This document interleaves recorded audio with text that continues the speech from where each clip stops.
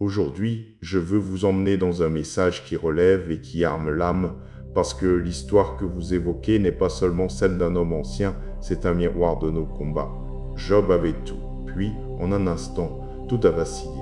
Et pourtant, au cœur de la perte, de la pression et de l'incompréhension, une vérité jaillit avec une force saisissante. La foi ne dépend pas des circonstances. Dans ce script, vous allez découvrir comment l'ennemi attaque par les hommes, par les tempêtes, par la maladie afin que vous soyez mieux préparés à discerner ses stratégies. Mais surtout, vous entendrez ce cri de fidélité qui traverse la nuit, même lorsque tout semble s'effondrer. Il existe une foi qui tient bon, une foi qui refuse de lâcher Dieu, une foi qui choisit l'espérance jusqu'au bout. Je veux vous parler d'un homme qui avait tout. Il avait une belle famille, il avait une belle épouse, il avait la richesse, et par-dessus tout, il était un homme qui craignait Dieu. Cet homme est Job, et nous connaissons tous l'histoire de Job. Mais aujourd'hui, j'aimerais souligner quelques points que vous n'avez peut-être pas considérés concernant son histoire. Nous tirons tant de leçons de Job. Nous apprenons que, peu importe à quel point vous êtes bon, droit ou exemplaire en tant que chrétien, les problèmes peuvent et vont survenir, c'est indéniable. Nous apprenons tous que lorsque tout semble perdu, lorsque le diable semble vous avoir acculé, si vous continuez à avoir foi en Dieu, alors la bataille n'est pas terminée. L'histoire de Job nous enseigne également que Dieu permet à ses enfants de faire face à des situations difficiles et complexes afin qu'ils soient glorifiés à la fin. Dieu nous montre à travers Job qu'il peut restaurer ce qui semblait perdu. Il peut vous oindre et vous bénir avec une double portion. Toutes ces leçons sont importantes à apprendre, à comprendre et à utiliser comme point de référence lorsque nous rencontrons nos propres difficultés. Mais je veux attirer votre attention sur le diable. Quoi si? Ici, je veux que vous appreniez comment l'ennemi combat les croyants, car lorsque vous pourrez identifier comment l'ennemi a attaqué Job, vous serez mieux préparé à reconnaître une attaque dans votre propre vie. Pour que vous compreniez le contexte de la situation entre Dieu, Job et Satan, vous devez savoir que la théorie du diable était qu'aucun homme ne sert Dieu sans gain matériel personnel. Le diable était d'avis que si Dieu ne bénissait pas ceux qui le servaient, ces personnes ne le serviraient pas. En fait, le diable allait jusqu'à croire que si Dieu ne bénissait pas ceux qui le servaient, ces personnes maudiraient et haïraient Dieu. La Bible dit dans Job, chapitre 1, versets 10 à 11, « N'as-tu pas fait une haie autour de lui, autour de sa maison et autour de tout ce qui lui appartient de tous côtés? Tu as béni l'œuvre de ses mains, et ses troupeaux se sont accrus dans le pays. Mais étends ta main, touche à tout ce qui lui appartient, et je suis sûr qu'il te maudira en face. » Le diable croyait que si Dieu retirait sa main de Job, et s'il perdait ses biens, Job maudirait alors Dieu en face. Or, nous savons tous comment l'histoire se déroule. Dieu a donné la permission à Satan de toucher tout ce que Job possédait, sauf sa vie. Et je veux que vous prêtiez attention aux moyens par lesquels le diable a touché la vie de Job. Job, chapitre 1, versets 14 à 18 dit « Il arriva un messager auprès de Job et dit « Les bœufs labouraient et les ânesses paissaient à côté d'eux. Les Sabéens se sont jetés sur eux, les ont enlevés et ont frappé les serviteurs du tranchant de l'épée. Et je suis le seul à m'en être échappé pour t'en faire le récit. » Comme il parlait encore, en vint un autre qui dit « Le feu de Dieu est tombé du ciel, a brûlé les brebis et les serviteurs, et les a consumés. Et je suis le seul à m'en être échappé pour t'en faire le récit. » Comme il parlait encore, en vint un autre qui dit « Les Chaldéens se sont formés en 3 bandes, se sont jetés sur les chameaux, les ont enlevés, et ont frappé les serviteurs du tranchant de l'épée. Et je suis le seul à m'en être échappé pour t'en faire le récit. » Comme il parlait encore, en vint un autre qui dit « Tes fils et tes filles mangeaient et buvaient du vin dans la maison de leur frère aîné. Et voici, un grand vent est venu d'au-delà du désert et a frappé les 4 coins de la maison. Elle est tombée sur les jeunes gens et ils sont morts. Et je suis le seul à m'en être échappé pour t'en faire le récit. » Je veux que vous notiez les 3 agents utilisés par le diable ici. Le diable a utilisé les Sabéens et les Chaldéens pour abattre Job. La leçon ici est que Satan peut utiliser d'autres personnes pour vous attaquer. Le deuxième agent sont les éléments. Le verset 16 dit « Le feu de Dieu est tombé du ciel et a brûlé les brebis et les serviteurs et les a consumés. » Le verset 18 poursuit en disant « Voici, un grand vent est venu d'au-delà du désert et a frappé les quatre coins de la maison. » Donc le diable a utilisé des personnes. Il a utilisé les Sabéens et les Chaldéens, puis il a utilisé les éléments météorologiques. Il a utilisé le feu et le vent pour frapper Job. Et si vous lisez Job, chapitre 2, verset 7, la Bible dit « Alors Satan se retira de la présence de l'Éternel et frappa Job d'ulcères répugnants, depuis la plante des pieds jusqu'au sommet de la tête. » Le diable a utilisé la maladie. Il a attaqué Job par la maladie, du sommet de la tête à la plante des pieds. Dans toute l'histoire de Job, l'un de mes versets préférés de la Bible est dans Job, chapitre 13, verset 15, où il dit ceci de Dieu. « Quand même il me tuerait, j'espérerai en lui seulement. Je défendrai ma conduite devant lui. » Réfléchissez à la mesure de foi, à la mesure d'assurance dont vous avez besoin pour pouvoir prononcer ces mots. « Quand même il me tuerait, j'espérerai en lui. » Ce sont des paroles fortes. Ce sont des paroles puissantes. Quoi qu'il arrive, quoi qu'il m'arrive, je ferai confiance en Jésus. Chers amis, je prie pour avoir une foi comme celle de Job. Une foi qui tient face au désespoir total, à la perte et à la destruction totale. Mais qui dit quand même il me tuerait, j'espérerai en lui. Combien je désire atteindre ce niveau de maturité en tant que chrétien. Combien je prie pour que lorsque ma saison d'épreuve viendra, Seigneur, aide-moi à tenir bon, à me préparer et à confesser hardiment, quand même il me tuerait, j'espérerai en lui. Et donc, avec cette compréhension, prions. Cher Seigneur, donne-nous la foi. Maître, Père Céleste, merci de nous aider à travers les nombreuses saisons de la vie. Merci pour ton amour, un amour parfait et pur, un amour qui ne finit jamais. Merci pour ta puissante présence quotidienne dans nos vies. Cher Seigneur, nous te louons et nous te remercions aujourd'hui parce que tes yeux veillent sur nous et tes oreilles sont ouvertes à nos prières. Merci d'être fidèle et d'être avec nous à travers l'incertitude des eaux profondes. Merci d'être avec nous même à travers les flammes des épreuves et à travers la douleur des dures pertes. Seigneur, merci d'être notre consolateur. À travers chaque faiblesse et chaque difficulté, ta force est manifestée dans nos vies. Puisses-tu continuer à nous fortifier, Roi Jésus. Donne-nous le type de foi qui peut déplacer des montagnes. Aide-nous à dépendre de toi et à te faire entièrement confiance. Remplis-nous de ta joie et de la paix de ton esprit. Dirige nos cœurs et nos esprits vers toi. Que ta force seule nous soutienne.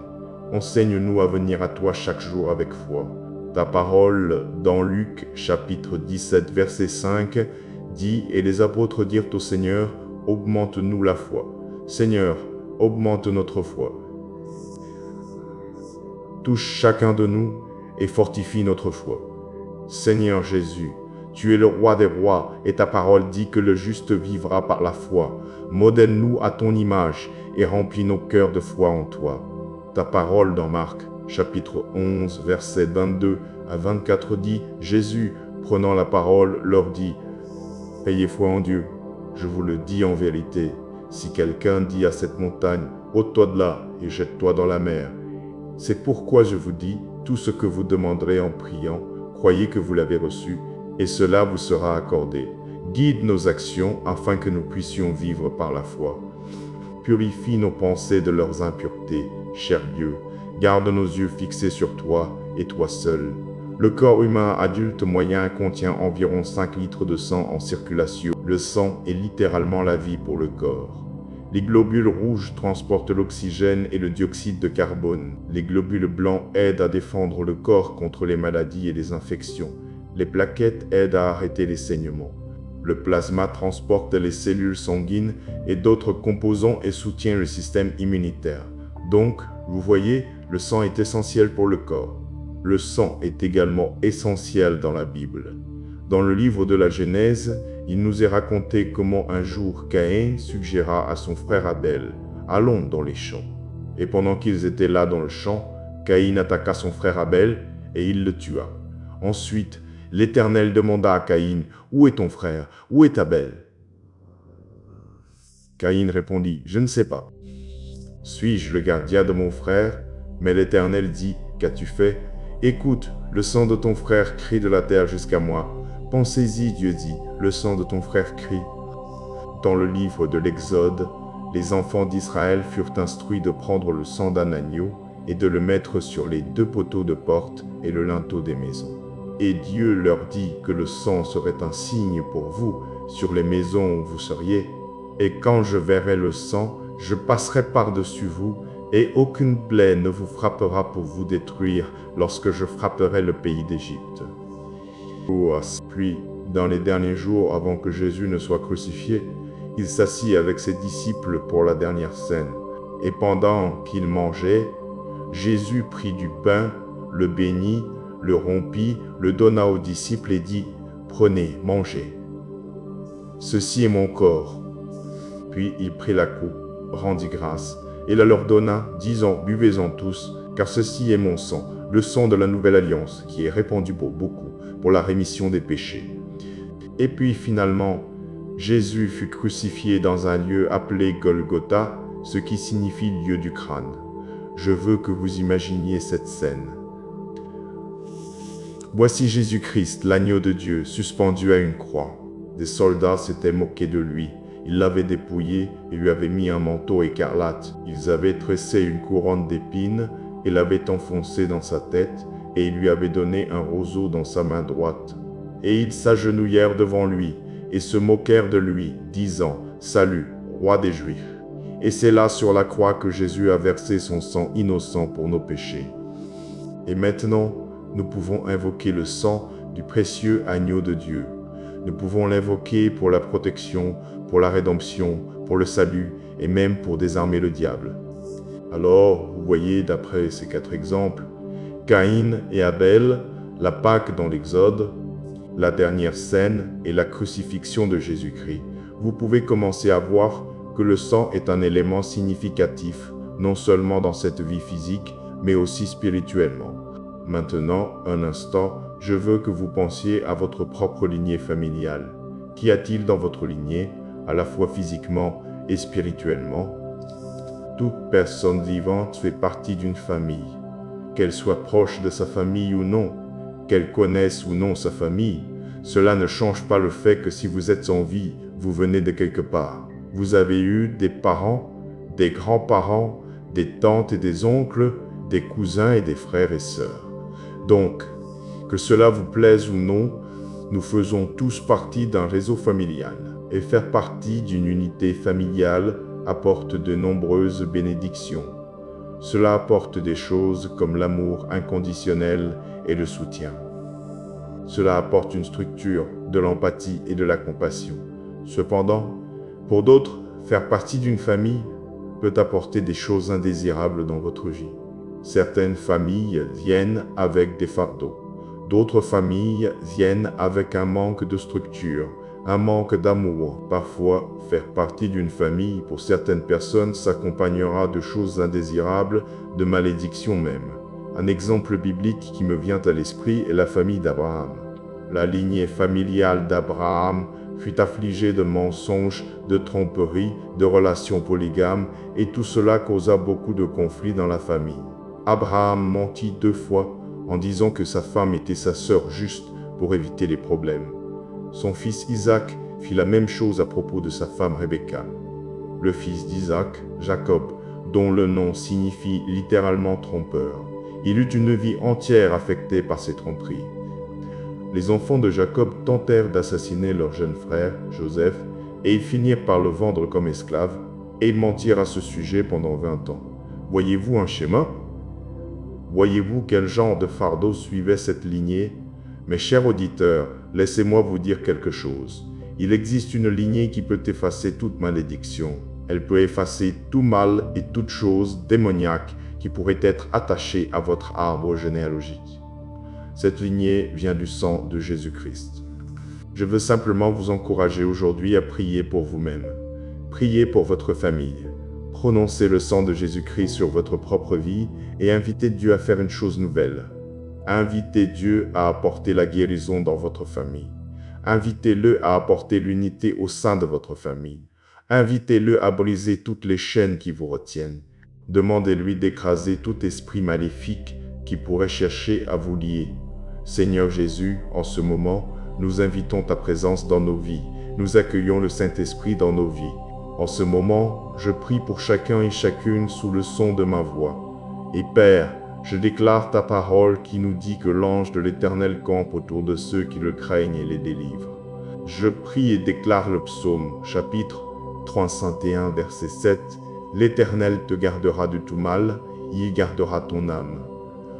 Je prie et déclare Proverbe, chapitre 18, verset 10.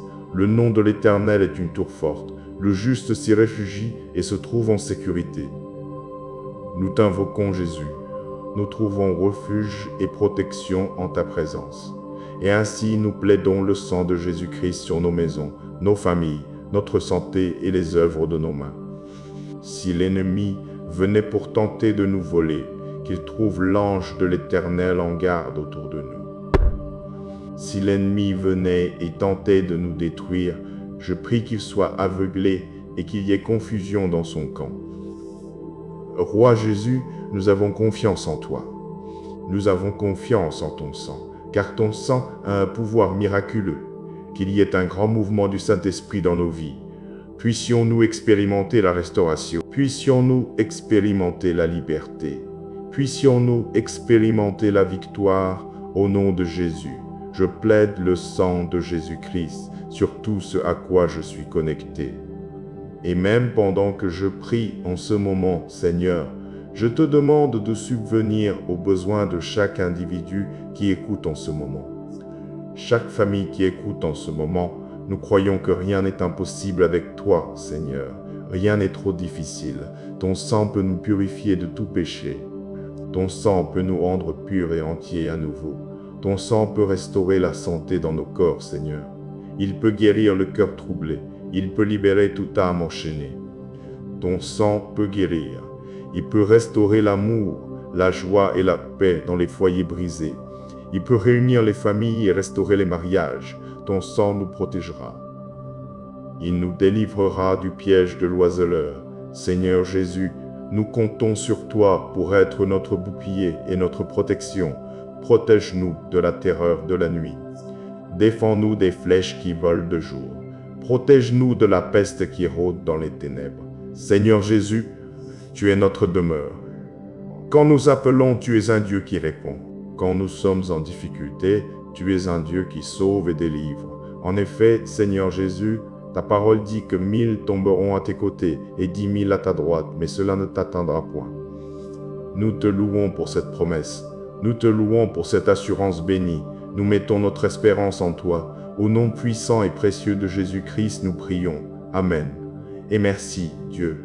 Vous êtes-vous déjà dit qu'aucune arme forgée contre moi ne prospérera? C'est une promesse à laquelle nous pouvons nous accrocher, surtout en temps de troubles et d'affliction. Maintenant, nous prenons tous des mesures pour nous protéger. Nous avons des serrures à nos portes et fenêtres. Nous installons des systèmes de sécurité dans nos maisons, et certains portent du gaz poivré, tandis que d'autres prennent des cours d'autodéfense. Mais quel que soit l'effort que nous mettons pour nous protéger, il y a toujours des situations où nous sommes vulnérables. Une seule erreur de jugement peut nous mettre en danger, et nous ne sommes jamais vraiment à l'abri du mal. Mais lorsque nous mettons notre foi en Dieu, nous recevons un autre type de protection. Il nous est promis que, quelles que soient les armes formées contre nous, elles ne prospéreront pas. Les mots peuvent être transformés en armes. Les actions peuvent être transformées en armes. Mais quelle que soit la méthode d'attaque de l'ennemi, aucune arme forgée contre nous ne prospérera selon la Bible. Ce n'est pas une promesse que nous pouvons gagner par nos propres efforts ou réalisations. C'est une promesse qui vient de la puissance infinie de Dieu et de son amour pour nous. Il est important de se rappeler que cette promesse ne signifie pas que nous ne ferons jamais face à des épreuves ou des difficultés. Nous rencontrerons toujours l'adversité dans cette vie. Nous rencontrerons des ennemis, mais lorsque nous faisons confiance au Seigneur, nous sommes protégés et nous pouvons faire face à ces défis avec confiance et paix. Le monde autour de nous peut être chaotique et imprévisible, mais nous pouvons avoir confiance que Dieu est aux commandes. Il est la source ultime de notre protection et rien ne peut s'opposer à sa puissance. La Bible nous dit que le nom de l'Éternel est une tour forte. Le juste s'y réfugie et se trouve en sécurité. Lorsque nous courons vers Dieu pour nous protéger, nous sommes à l'abri des tempêtes de la vie. L'un des exemples les plus puissants de la protection de Dieu se trouve dans l'histoire de Daniel dans la fosse aux lions. Malgré le décret du roi stipulant que quiconque prierait quelqu'un d'autre que lui serait jeté au lion, Daniel continua de prier Dieu 3 fois par jour. Lorsque le roi le découvrit, il n'eut d'autre choix que de jeter Daniel dans la fosse aux lions. Mais Dieu protégea Daniel, et les lions ne lui firent aucun mal. Lorsque le roi revint le voir le lendemain matin, il fut stupéfait de trouver Daniel vivant et en bonne santé. C'est un témoignage de la puissance de la protection de Dieu, et c'est un rappel que nous aussi, nous pouvons faire confiance à sa divine providence. La protection de Dieu est surnaturelle et n'est pas limitée par nos limitations humaines. Lorsque nous mettons notre confiance en lui, nous mettons notre confiance en le Dieu Tout-Puissant, Tout-Puissant. Waouh, cher ami, je vous encourage à méditer sur ces mots. Aucune arme forgée contre moi ne prospérera. L'Écriture devrait nous apporter un grand réconfort et une grande assurance que Dieu est notre protecteur divin. Peu importe ce qu'est l'arme, qu'elle soit physique ou spirituelle. Mais laissez-moi vous dire que vous pouvez résister à la tempête. Vous pouvez survivre aux problèmes. Vous pouvez endurer le feu si vous tenez ferme en Jésus-Christ. La joie du Seigneur sera votre force. N'êtes-vous pas reconnaissant que Jésus-Christ soit le même hier, aujourd'hui et éternellement? Parce que lorsque la vie arrive, vous pouvez tenir bon en un Dieu qui a résisté à l'épreuve du temps. Ne laissez donc pas les défis de la vie ébranler votre foi. Tenez ferme dans le Seigneur afin qu'il puisse combattre vos batailles. Dieu a promis d'être avec nous et de nous protéger de tout mal. En tant qu'enfants de Dieu, la parole de Dieu nous a promis qu'aucune arme forgée contre nous ne prospérera. Une chose que vous devez prendre l'habitude de faire, c'est la prière. Prenez l'habitude de prier le matin.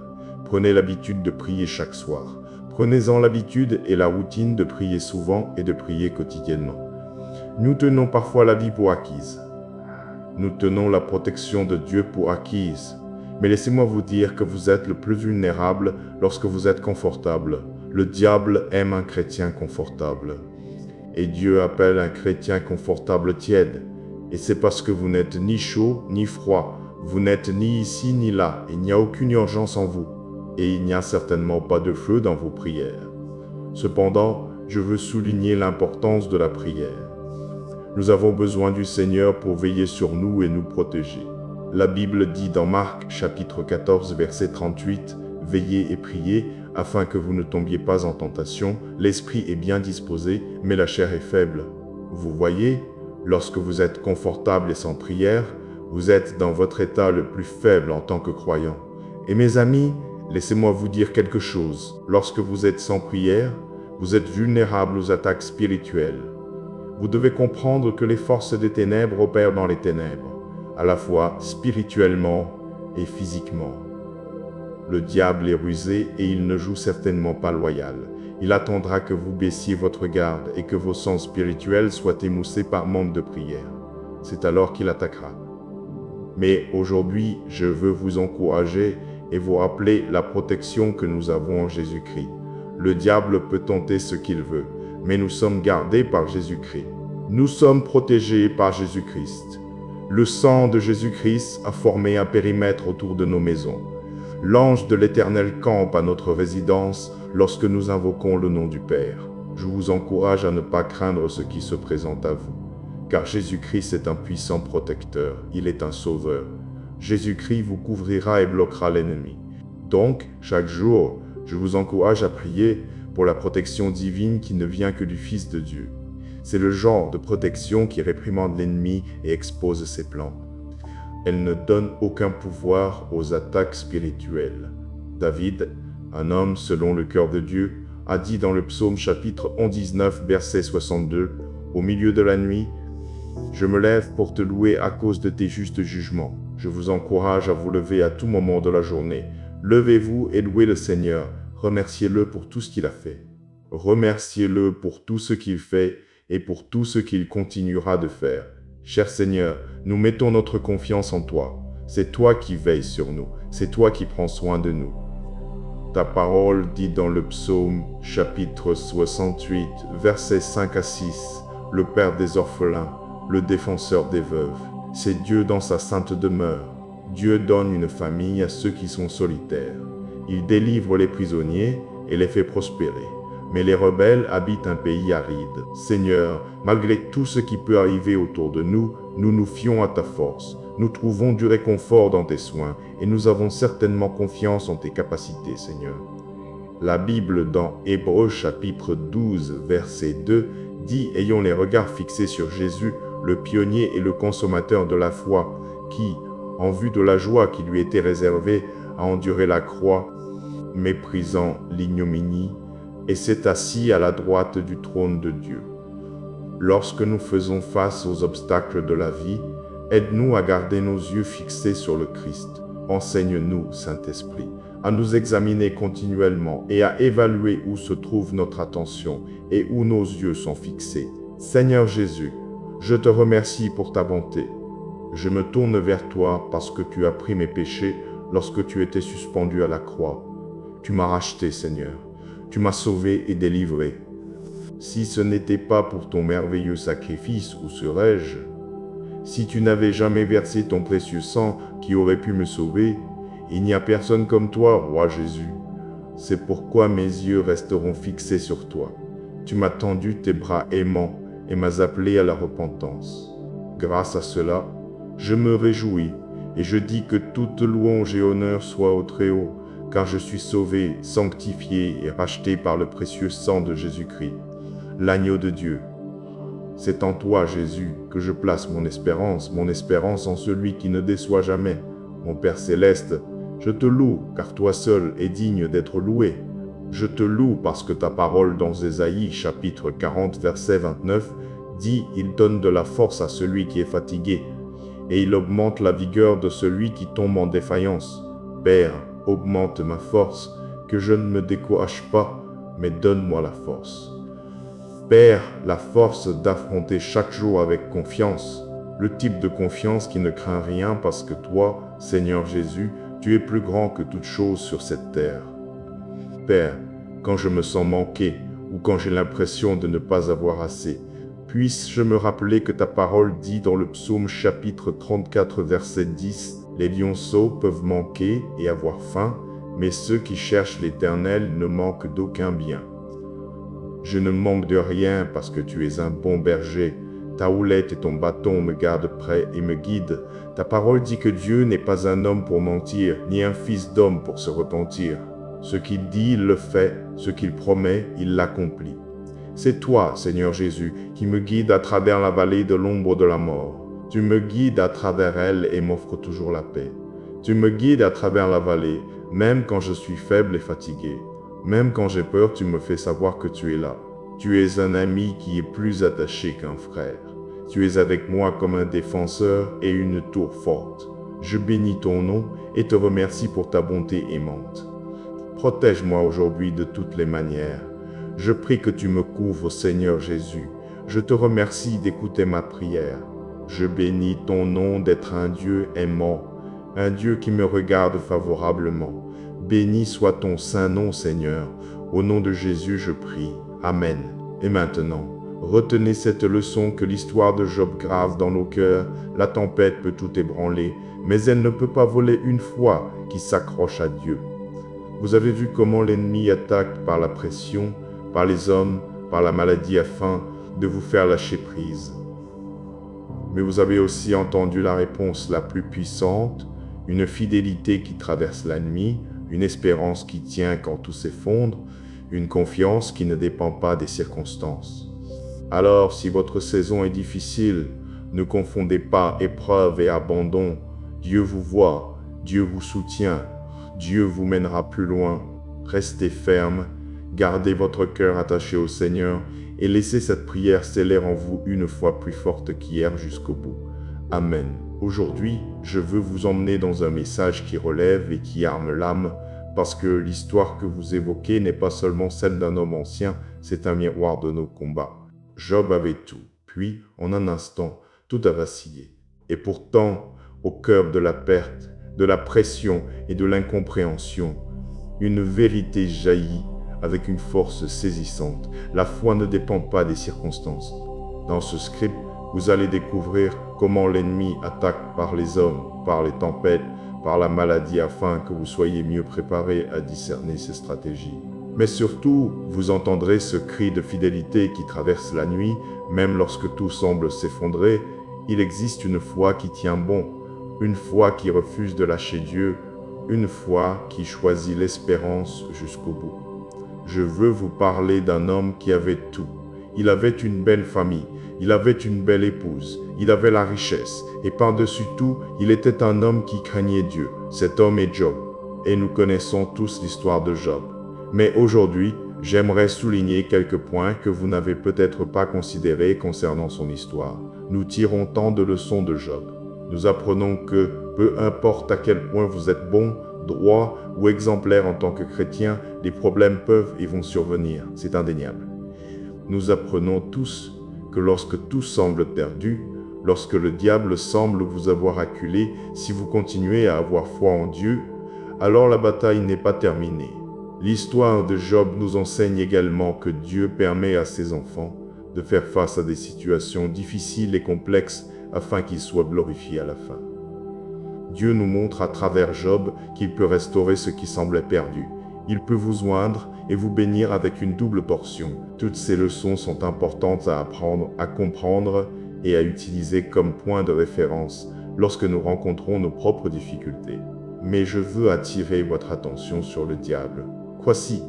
Ben ici, je veux que vous appreniez comment l'ennemi combat les croyants, car lorsque vous pourrez identifier comment l'ennemi a attaqué Job, vous serez mieux préparé à reconnaître une attaque dans votre propre vie. Pour que vous compreniez le contexte de la situation entre Dieu, Job et Satan, vous devez savoir que la théorie du diable était qu'aucun homme ne sert Dieu sans gain matériel personnel. Le diable était d'avis que si Dieu ne bénissait pas ceux qui le servaient, ces personnes ne le serviraient pas. En fait, le diable allait jusqu'à croire que si Dieu ne bénissait pas ceux qui le servaient, ces personnes maudiraient et haïraient Dieu. La Bible dit dans Job, chapitre 1, versets 10 à 11, « N'as-tu pas fait une haie autour de lui, autour de sa maison, et autour de tout ce qui lui appartient de tous côtés? Tu as béni l'œuvre de ses mains, et ses troupeaux se sont accrus dans le pays. Mais étends ta main, touche à tout ce qui lui appartient, et je suis sûr qu'il te maudira en face. » Le diable croyait que si Dieu retirait sa main de Job, et s'il perdait ses biens, Job maudirait alors Dieu en face. Or, nous savons tous comment l'histoire se déroule. Dieu a donné la permission à Satan de toucher tout ce que Job possédait, sauf sa vie. Et je veux que vous prêtiez attention aux moyens par lesquels le diable a touché la vie de Job. Job, chapitre 1, versets 14 à 18 dit « Il arriva un messager auprès de Job et dit « Les bœufs labouraient et les ânesses paissaient à côté d'eux. Les Sabéens se sont jetés sur eux, les ont enlevés et ont frappé les serviteurs du tranchant de l'épée. Et je suis le seul à m'en être échappé pour t'en faire le récit. » Comme il parlait encore, en vint un autre qui dit « Le feu de Dieu est tombé du ciel, a brûlé les brebis et les serviteurs, et les a consumés. Et je suis le seul à m'en être échappé pour t'en faire le récit. » Comme il parlait encore, en vint un autre qui dit « Les Chaldéens se sont formés en 3 bandes, se sont jetés sur les chameaux, les ont enlevés, et ont frappé les serviteurs du tranchant de l'épée. Et je suis le seul à m'en être échappé pour t'en faire le récit. » Comme il parlait encore, en vint un autre qui dit « Tes fils et tes filles mangeaient et buvaient du vin dans la maison de leur frère aîné. Et voici, un grand vent est venu d'au-delà du désert et a frappé les 4 coins de la maison. Elle est tombée sur les jeunes gens et ils sont morts. Et je suis le seul à m'en être échappé pour t'en faire le récit. Je veux que vous notiez les 3 agents utilisés par le diable ici. Le diable a utilisé les Sabéens et les Chaldéens pour abattre Job. La leçon ici est que Satan peut utiliser d'autres personnes pour vous attaquer. Le deuxième agent sont les éléments. Le verset 16 dit « Le feu de Dieu est tombé du ciel et a brûlé les brebis et les serviteurs et les a consumés. » Le verset 18 poursuit en disant « Voici, un grand vent est venu d'au-delà du désert et a frappé les 4 coins de la maison. » Donc le diable a utilisé des personnes. Il a utilisé les Sabéens et les Chaldéens, puis il a utilisé les éléments météorologiques. Il a utilisé le feu et le vent pour frapper Job. Et si vous lisez Job, chapitre 2, verset 7, la Bible dit « Alors Satan se retira de la présence de l'Éternel et frappa Job d'ulcères répugnants, depuis la plante des pieds jusqu'au sommet de la tête. » Le diable a utilisé la maladie.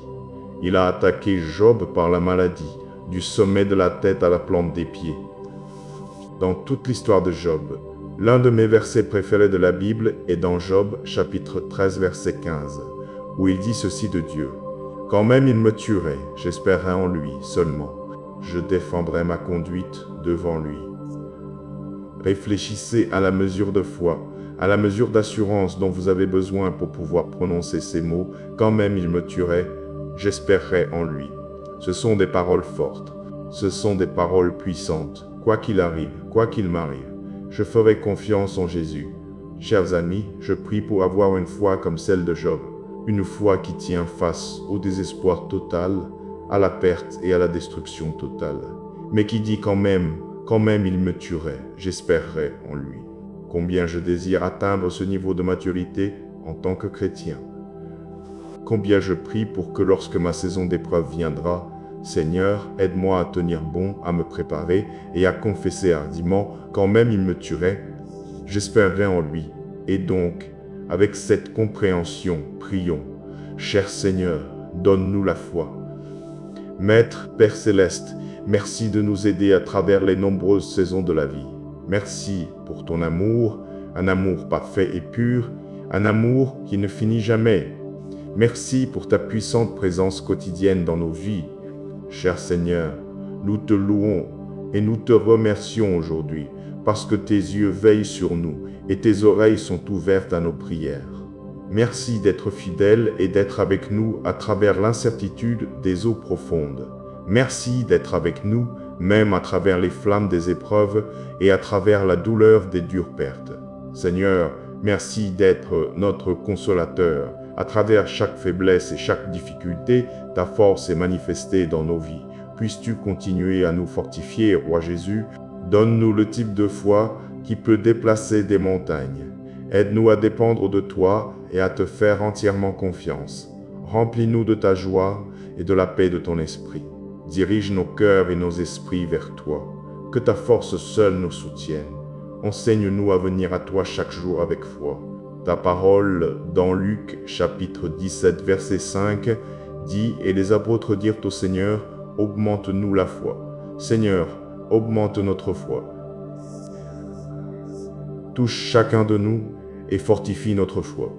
Seigneur Jésus, tu es le roi des rois et ta parole dit que le juste vivra par la foi.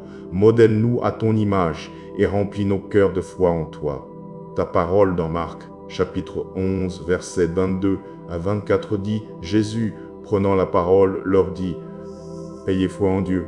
Je vous le dis en vérité, si quelqu'un dit à cette montagne « ôte-toi de là et jette-toi dans la mer », c'est pourquoi je vous dis, tout ce que vous demanderez en priant, croyez que vous l'avez reçu, et cela vous sera accordé. Guide nos actions afin que nous puissions vivre par la foi. Purifie nos pensées de leurs impuretés, cher Dieu. Garde nos yeux fixés sur toi et toi seul. Le corps humain adulte moyen contient environ 5 litres de sang en circulation. Le sang est littéralement la vie pour le corps. Les globules rouges transportent l'oxygène et le dioxyde de carbone. Les globules blancs aident à défendre le corps contre les maladies et les infections. Les plaquettes aident à arrêter les saignements. Le plasma transporte les cellules sanguines et d'autres composants et soutient le système immunitaire. Donc, vous voyez, le sang est essentiel pour le corps. Le sang est également essentiel dans la Bible. Dans le livre de la Genèse, Il nous est raconté comment un jour Caïn suggéra à son frère Abel « Allons dans les champs ». Et pendant qu'ils étaient là dans le champ, Caïn attaqua son frère Abel et il le tua. Ensuite, l'Éternel demanda à Caïn « Où est ton frère? Où est Abel ?» Caïn répondit « Je ne sais pas. Suis-je le gardien de mon frère ?» Mais l'Éternel dit « Qu'as-tu fait? Écoute, le sang de ton frère crie de la terre jusqu'à moi. Pensez-y, Dieu dit, le sang de ton frère crie. » Dans le livre de l'Exode, les enfants d'Israël furent instruits de prendre le sang d'un agneau et de le mettre sur les 2 poteaux de porte et le linteau des maisons. Et Dieu leur dit que le sang serait un signe pour vous sur les maisons où vous seriez. Et quand je verrai le sang, je passerai par-dessus vous, et aucune plaie ne vous frappera pour vous détruire lorsque je frapperai le pays d'Égypte. Puis, dans les derniers jours avant que Jésus ne soit crucifié, il s'assit avec ses disciples pour la dernière scène. Et pendant qu'ils mangeaient, Jésus prit du pain, le bénit, le rompit, le donna aux disciples et dit « Prenez, mangez. Ceci est mon corps. » Puis il prit la coupe, rendit grâce, et la leur donna, disant « Buvez-en tous, car ceci est mon sang, le sang de la nouvelle alliance, qui est répandu pour beaucoup, pour la rémission des péchés. » Et puis finalement, Jésus fut crucifié dans un lieu appelé Golgotha, ce qui signifie lieu du crâne. Je veux que vous imaginiez cette scène. Voici Jésus-Christ, l'agneau de Dieu, suspendu à une croix. Des soldats s'étaient moqués de lui. Ils l'avaient dépouillé et lui avaient mis un manteau écarlate. Ils avaient tressé une couronne d'épines et l'avaient enfoncé dans sa tête, et ils lui avaient donné un roseau dans sa main droite. Et ils s'agenouillèrent devant lui et se moquèrent de lui, disant « Salut, roi des Juifs !» Et c'est là sur la croix que Jésus a versé son sang innocent pour nos péchés. Et maintenant, nous pouvons invoquer le sang du précieux agneau de Dieu. Nous pouvons l'invoquer pour la protection, pour la rédemption, pour le salut et même pour désarmer le diable. Alors, vous voyez, d'après ces 4 exemples, Caïn et Abel, la Pâque dans l'Exode, la dernière scène et la crucifixion de Jésus-Christ, vous pouvez commencer à voir que le sang est un élément significatif, non seulement dans cette vie physique, mais aussi spirituellement. Maintenant, un instant, je veux que vous pensiez à votre propre lignée familiale. Qu'y a-t-il dans votre lignée, à la fois physiquement et spirituellement? Toute personne vivante fait partie d'une famille. Qu'elle soit proche de sa famille ou non, qu'elle connaisse ou non sa famille, cela ne change pas le fait que si vous êtes en vie, vous venez de quelque part. Vous avez eu des parents, des grands-parents, des tantes et des oncles, des cousins et des frères et sœurs. Donc, que cela vous plaise ou non, nous faisons tous partie d'un réseau familial. Et faire partie d'une unité familiale apporte de nombreuses bénédictions. Cela apporte des choses comme l'amour inconditionnel et le soutien. Cela apporte une structure, de l'empathie et de la compassion. Cependant, pour d'autres, faire partie d'une famille peut apporter des choses indésirables dans votre vie. Certaines familles viennent avec des fardeaux. D'autres familles viennent avec un manque de structure, un manque d'amour. Parfois, faire partie d'une famille, pour certaines personnes, s'accompagnera de choses indésirables, de malédictions même. Un exemple biblique qui me vient à l'esprit est la famille d'Abraham. La lignée familiale d'Abraham fut affligée de mensonges, de tromperies, de relations polygames, et tout cela causa beaucoup de conflits dans la famille.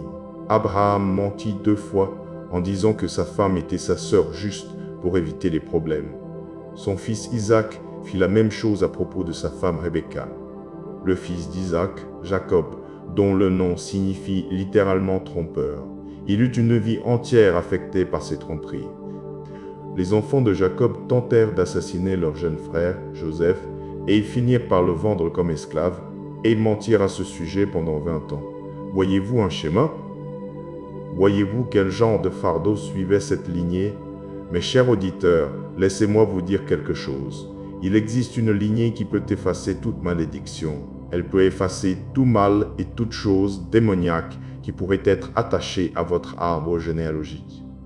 Cette lignée vient du sang de Jésus-Christ. Je veux simplement vous encourager aujourd'hui à prier pour vous-même. Priez pour votre famille.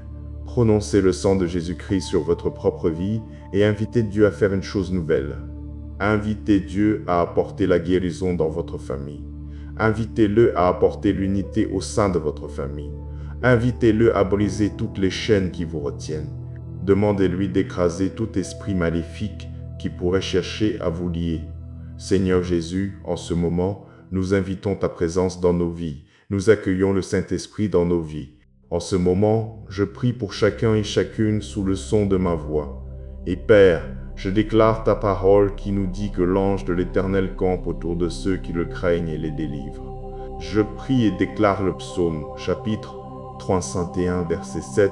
L'Éternel te gardera de tout mal, il gardera ton âme. Je prie et déclare Proverbe, chapitre 18, verset 10. Le nom de l'Éternel est une tour forte. Le juste s'y réfugie et se trouve en sécurité. Nous t'invoquons Jésus. Nous trouvons refuge et protection en ta présence. Et ainsi nous plaidons le sang de Jésus-Christ sur nos maisons, nos familles, notre santé et les œuvres de nos mains. Si l'ennemi venait pour tenter de nous voler, qu'il trouve l'ange de l'Éternel en garde autour de nous. Si l'ennemi venait et tentait de nous détruire, je prie qu'il soit aveuglé et qu'il y ait confusion dans son camp. Roi Jésus, nous avons confiance en toi. Nous avons confiance en ton sang, car ton sang a un pouvoir miraculeux. Qu'il y ait un grand mouvement du Saint-Esprit dans nos vies. Puissions-nous expérimenter la restauration. Puissions-nous expérimenter la liberté.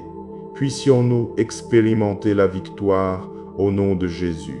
Je plaide le sang de Jésus-Christ sur tout ce à quoi je suis connecté.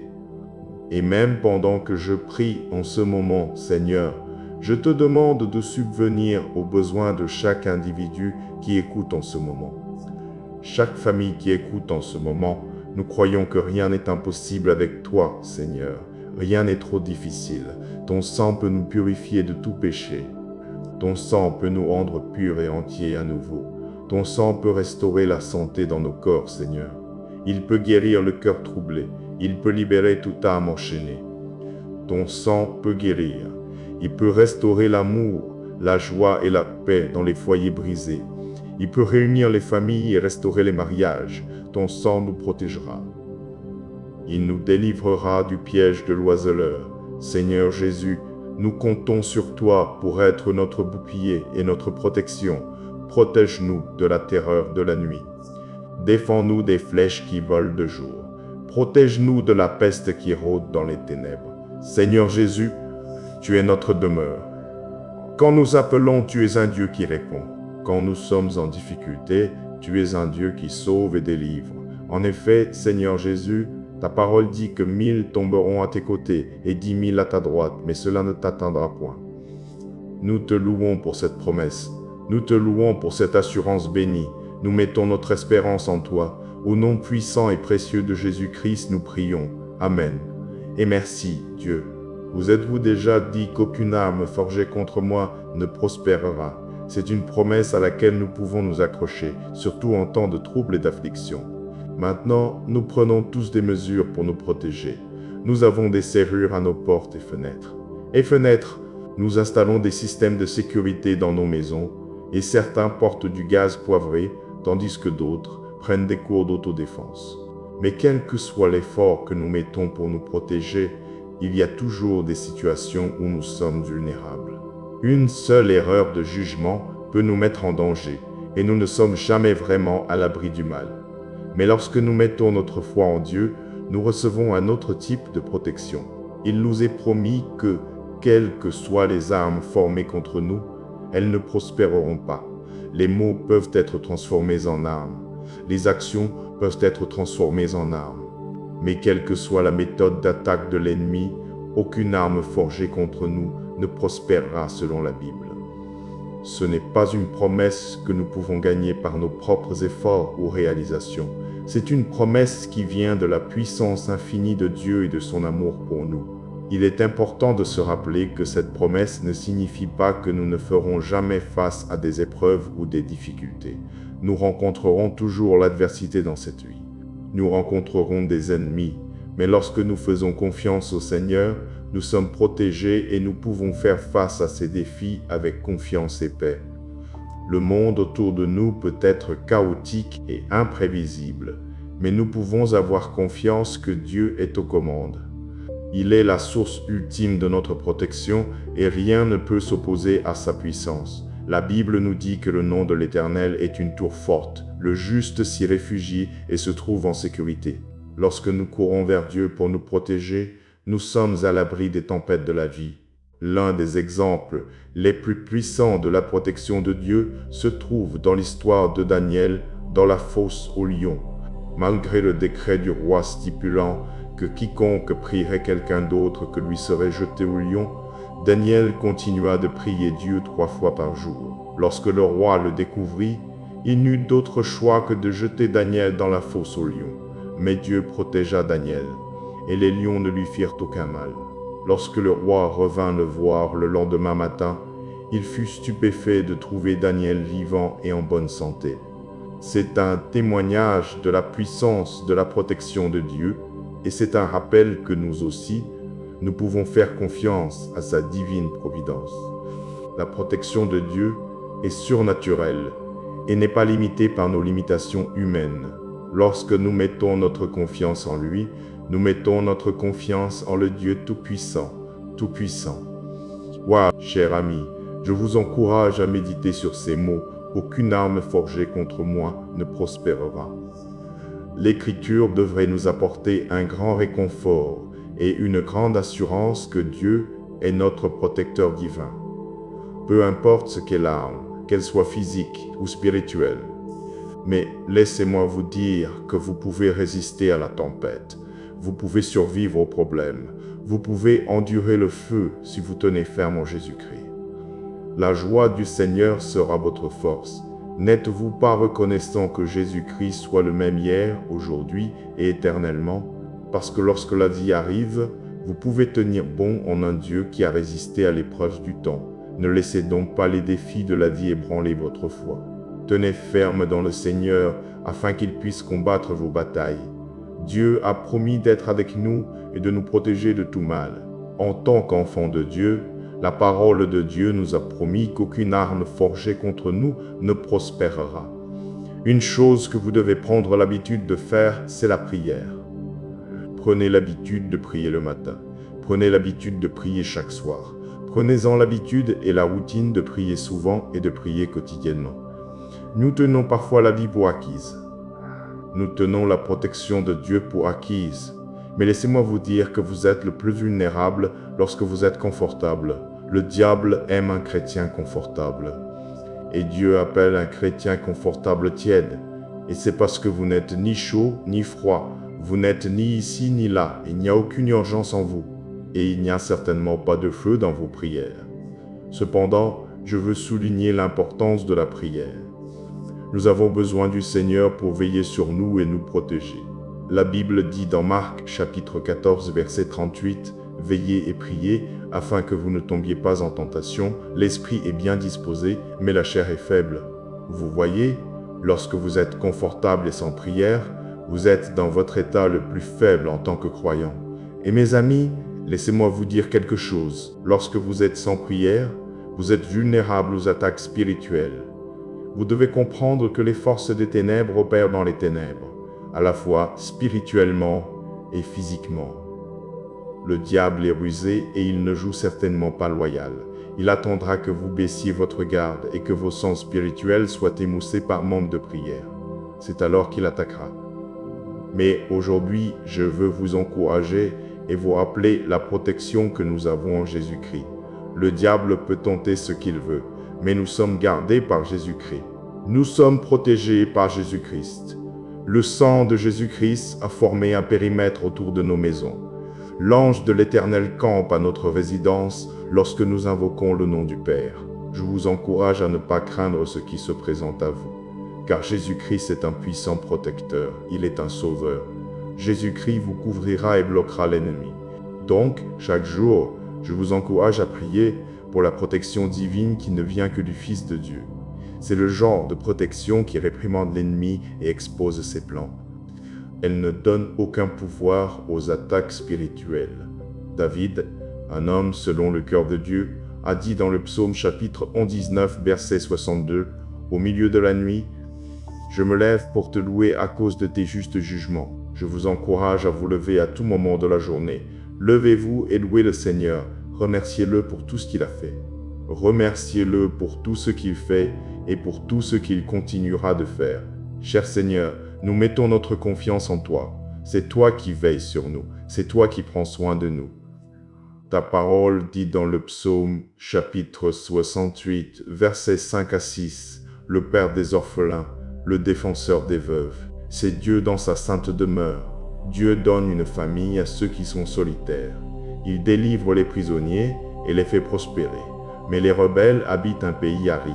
Seigneur, malgré tout ce qui peut arriver autour de nous, nous nous fions à ta force. Nous trouvons du réconfort dans tes soins et nous avons certainement confiance en tes capacités, Seigneur. La Bible dans Hébreux chapitre 12, verset 2, dit « Ayons les regards fixés sur Jésus, le pionnier et le consommateur de la foi, qui, en vue de la joie qui lui était réservée, a enduré la croix, méprisant l'ignominie, et s'est assis à la droite du trône de Dieu. Lorsque nous faisons face aux obstacles de la vie, aide-nous à garder nos yeux fixés sur le Christ. Enseigne-nous, Saint-Esprit, à nous examiner continuellement et à évaluer où se trouve notre attention et où nos yeux sont fixés. Seigneur Jésus, je te remercie pour ta bonté. Je me tourne vers toi parce que tu as pris mes péchés lorsque tu étais suspendu à la croix. Tu m'as racheté, Seigneur. Tu m'as sauvé et délivré. Si ce n'était pas pour ton merveilleux sacrifice, où serais-je? Si tu n'avais jamais versé ton précieux sang qui aurait pu me sauver, il n'y a personne comme toi, roi Jésus. C'est pourquoi mes yeux resteront fixés sur toi. Tu m'as tendu tes bras aimants et m'as appelé à la repentance. Grâce à cela, je me réjouis et je dis que toute louange et honneur soient au Très-Haut, car je suis sauvé, sanctifié et racheté par le précieux sang de Jésus-Christ, l'agneau de Dieu. C'est en toi, Jésus, que je place mon espérance en celui qui ne déçoit jamais. Mon Père céleste, je te loue, car toi seul es digne d'être loué. Je te loue parce que ta parole dans Ésaïe, chapitre 40, verset 29, dit « Il donne de la force à celui qui est fatigué, et il augmente la vigueur de celui qui tombe en défaillance. Père, augmente ma force, que je ne me décourage pas, mais donne-moi la force. Père, la force d'affronter chaque jour avec confiance, le type de confiance qui ne craint rien parce que toi, Seigneur Jésus, tu es plus grand que toute chose sur cette terre. Père, quand je me sens manqué ou quand j'ai l'impression de ne pas avoir assez, puisse-je me rappeler que ta parole dit dans le psaume chapitre 34 verset 10, « Les lionceaux peuvent manquer et avoir faim, mais ceux qui cherchent l'Éternel ne manquent d'aucun bien. » Je ne manque de rien parce que tu es un bon berger. Ta houlette et ton bâton me gardent près et me guident. Ta parole dit que Dieu n'est pas un homme pour mentir, ni un fils d'homme pour se repentir. Ce qu'il dit, il le fait. Ce qu'il promet, il l'accomplit. C'est toi, Seigneur Jésus, qui me guide à travers la vallée de l'ombre de la mort. Tu me guides à travers elle et m'offres toujours la paix. Tu me guides à travers la vallée, même quand je suis faible et fatigué. Même quand j'ai peur, tu me fais savoir que tu es là. Tu es un ami qui est plus attaché qu'un frère. Tu es avec moi comme un défenseur et une tour forte. Je bénis ton nom et te remercie pour ta bonté aimante. Protège-moi aujourd'hui de toutes les manières. Je prie que tu me couvres, Seigneur Jésus. Je te remercie d'écouter ma prière. Je bénis ton nom d'être un Dieu aimant, un Dieu qui me regarde favorablement. Béni soit ton saint nom, Seigneur. Au nom de Jésus, je prie. Amen. Et maintenant, retenez cette leçon que l'histoire de Job grave dans nos cœurs. La tempête peut tout ébranler, mais elle ne peut pas voler une foi qui s'accroche à Dieu. Vous avez vu comment l'ennemi attaque par la pression, par les hommes, par la maladie afin de vous faire lâcher prise. Mais vous avez aussi entendu la réponse la plus puissante, une fidélité qui traverse la nuit, une espérance qui tient quand tout s'effondre, une confiance qui ne dépend pas des circonstances. Alors, si votre saison est difficile, ne confondez pas épreuve et abandon. Dieu vous voit, Dieu vous soutient, Dieu vous mènera plus loin. Restez ferme, gardez votre cœur attaché au Seigneur et laissez cette prière sceller en vous une foi plus forte qu'hier jusqu'au bout. Amen. Aujourd'hui, je veux vous emmener dans un message qui relève et qui arme l'âme, parce que l'histoire que vous évoquez n'est pas seulement celle d'un homme ancien, c'est un miroir de nos combats. Job avait tout, puis, en un instant, tout a vacillé. Et pourtant, au cœur de la perte, de la pression et de l'incompréhension, une vérité jaillit avec une force saisissante. La foi ne dépend pas des circonstances. Dans ce script, vous allez découvrir comment l'ennemi attaque par les hommes, par les tempêtes, par la maladie afin que vous soyez mieux préparés à discerner ses stratégies. Mais surtout, vous entendrez ce cri de fidélité qui traverse la nuit, même lorsque tout semble s'effondrer. Il existe une foi qui tient bon, une foi qui refuse de lâcher Dieu, une foi qui choisit l'espérance jusqu'au bout. Je veux vous parler d'un homme qui avait tout. Il avait une belle famille, il avait une belle épouse, il avait la richesse, et par-dessus tout, il était un homme qui craignait Dieu. Cet homme est Job, et nous connaissons tous l'histoire de Job. Mais aujourd'hui, j'aimerais souligner quelques points que vous n'avez peut-être pas considérés concernant son histoire. Nous tirons tant de leçons de Job. Nous apprenons que, peu importe à quel point vous êtes bon, droit ou exemplaire en tant que chrétien, les problèmes peuvent et vont survenir, c'est indéniable. Nous apprenons tous que lorsque tout semble perdu, lorsque le diable semble vous avoir acculé, si vous continuez à avoir foi en Dieu, alors la bataille n'est pas terminée. L'histoire de Job nous enseigne également que Dieu permet à ses enfants de faire face à des situations difficiles et complexes afin qu'ils soient glorifiés à la fin. Dieu nous montre à travers Job qu'il peut restaurer ce qui semblait perdu. Il peut vous oindre et vous bénir avec une double portion. Toutes ces leçons sont importantes à apprendre, à comprendre et à utiliser comme point de référence lorsque nous rencontrons nos propres difficultés. Mais je veux attirer votre attention sur le diable. Quoi si? Ici, je veux que vous appreniez comment l'ennemi combat les croyants. Car lorsque vous pourrez identifier comment l'ennemi a attaqué Job, vous serez mieux préparé à reconnaître une attaque dans votre propre vie. Pour que vous compreniez le contexte de la situation entre Dieu, Job et Satan, vous devez savoir que la théorie du diable était qu'aucun homme ne sert Dieu sans gain matériel personnel. Le diable était d'avis que si Dieu ne bénissait pas ceux qui le servaient, ces personnes ne le serviraient pas. En fait, le diable allait jusqu'à croire que si Dieu ne bénissait pas ceux qui le servaient, ces personnes maudiraient et haïraient Dieu. La Bible dit dans Job chapitre 1 versets 10 à 11, « N'as-tu pas fait une haie autour de lui, autour de sa maison et autour de tout ce qui lui appartient de tous côtés? Tu as béni l'œuvre de ses mains et ses troupeaux se sont accrus dans le pays. Mais étends ta main, touche à tout ce qui lui appartient, et je suis sûr qu'il te maudira en face. » Le diable croyait que si Dieu retirait sa main de Job, et s'il perdait ses biens, Job maudirait alors Dieu en face. Or, nous savons tous comment l'histoire se déroule. Dieu a donné la permission à Satan de toucher tout ce que Job possédait, sauf sa vie. Et je veux que vous prêtiez attention aux moyens par lesquels le diable a touché la vie de Job. Job, chapitre 1, versets 14 à 18 dit « Il arriva un messager auprès de Job et dit « Les bœufs labouraient et les ânesses paissaient à côté d'eux.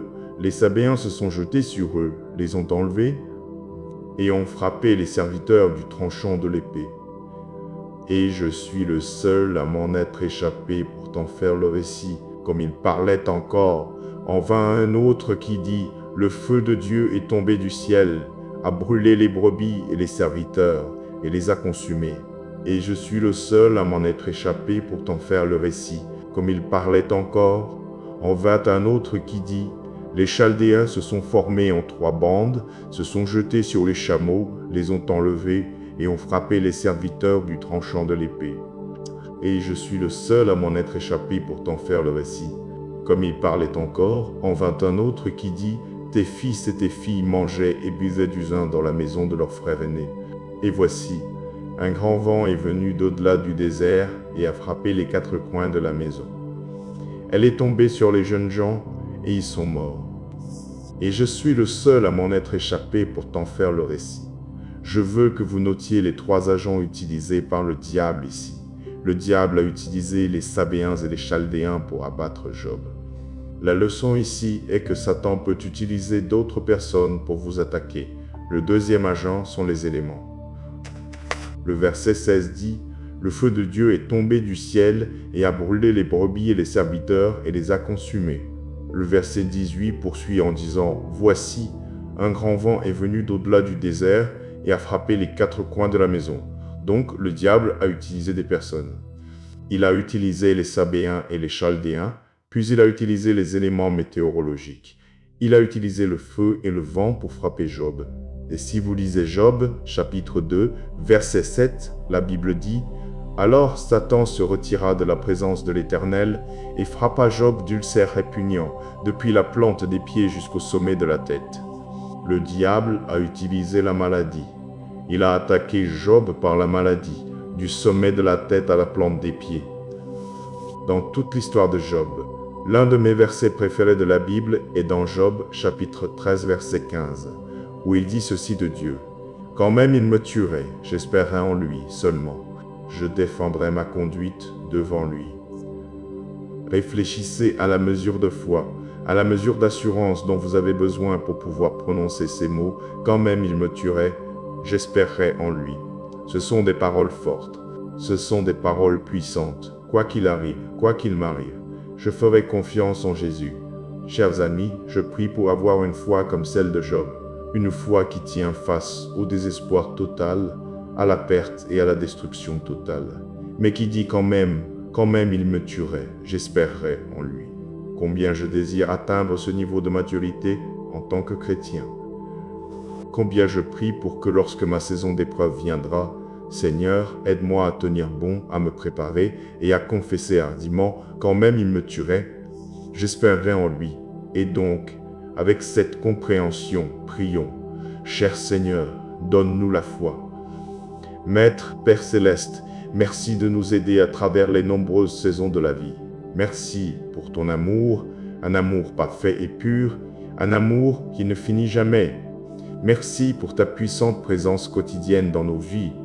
Cher Seigneur, nous te louons et nous te remercions aujourd'hui parce que tes yeux veillent sur nous et tes oreilles sont ouvertes à nos prières. Merci d'être fidèle et d'être avec nous à travers l'incertitude des eaux profondes. Merci d'être avec nous même à travers les flammes des épreuves et à travers la douleur des dures pertes. Seigneur, merci d'être notre consolateur. À travers chaque faiblesse et chaque difficulté, ta force est manifestée dans nos vies. Puisses-tu continuer à nous fortifier, Roi Jésus? Donne-nous le type de foi qui peut déplacer des montagnes. Aide-nous à dépendre de toi et à te faire entièrement confiance. Remplis-nous de ta joie et de la paix de ton esprit. Dirige nos cœurs et nos esprits vers toi. Que ta force seule nous soutienne. Enseigne-nous à venir à toi chaque jour avec foi. Ta parole, dans Luc, chapitre 17, verset 5, dit « Et les apôtres dirent au Seigneur, augmente-nous la foi. Seigneur, augmente notre foi. Touche chacun de nous et fortifie notre foi. Seigneur Jésus, tu es le roi des rois et ta parole dit que le juste vivra par la foi. Modèle-nous à ton image et remplis nos cœurs de foi en toi. » Ta parole dans Marc, chapitre 11, versets 22 à 24 dit « Jésus, prenant la parole, leur dit « Ayez foi en Dieu. Je vous le dis en vérité, si quelqu'un dit à cette montagne « ôte-toi de là et jette-toi dans la mer », c'est pourquoi je vous dis, tout ce que vous demanderez en priant, croyez que vous l'avez reçu, et cela vous sera accordé. Guide nos actions afin que nous puissions vivre par la foi. Purifie nos pensées de leurs impuretés, cher Dieu. Garde nos yeux fixés sur toi et toi seul. Le corps humain adulte moyen contient environ 5 litres de sang en circulation. Le sang est littéralement la vie pour le corps. Les globules rouges transportent l'oxygène et le dioxyde de carbone. Les globules blancs aident à défendre le corps contre les maladies et les infections. Les plaquettes aident à arrêter les saignements. Le plasma transporte les cellules sanguines et d'autres composants et soutient le système immunitaire. Donc, vous voyez, le sang est essentiel pour le corps. le sang est également essentiel dans la Bible. Dans le livre de la Genèse, il nous est raconté comment un jour Caïn suggéra à son frère Abel « Allons dans les champs ». Et pendant qu'ils étaient là dans le champ, Caïn attaqua son frère Abel et il le tua. Ensuite, l'Éternel demanda à Caïn « Où est ton frère? Où est Abel ?» Caïn répondit « Je ne sais pas. Suis-je le gardien de mon frère ?» Mais l'Éternel dit « Qu'as-tu fait? Écoute, le sang de ton frère crie de la terre jusqu'à moi. Pensez-y, Dieu dit, le sang de ton frère crie. » Dans le livre de l'Exode, les enfants d'Israël furent instruits de prendre le sang d'un agneau et de le mettre sur les 2 poteaux de porte et le linteau des maisons. Et Dieu leur dit que le sang serait un signe pour vous sur les maisons où vous seriez. Et quand je verrai le sang, je passerai par-dessus vous, et aucune plaie ne vous frappera pour vous détruire lorsque je frapperai le pays d'Égypte. Puis, dans les derniers jours avant que Jésus ne soit crucifié, il s'assit avec ses disciples pour la dernière scène. Et pendant qu'ils mangeaient, Jésus prit du pain, le bénit, le rompit, le donna aux disciples et dit « Prenez, mangez. Ceci est mon corps. » Puis il prit la coupe, rendit grâce, et la leur donna, disant « Buvez-en tous, car ceci est mon sang, le sang de la nouvelle alliance, qui est répandu pour beaucoup, pour la rémission des péchés. » Et puis finalement, Jésus fut crucifié dans un lieu appelé Golgotha, ce qui signifie lieu du crâne. Je veux que vous imaginiez cette scène. Voici Jésus-Christ, l'agneau de Dieu, suspendu à une croix. Des soldats s'étaient moqués de lui.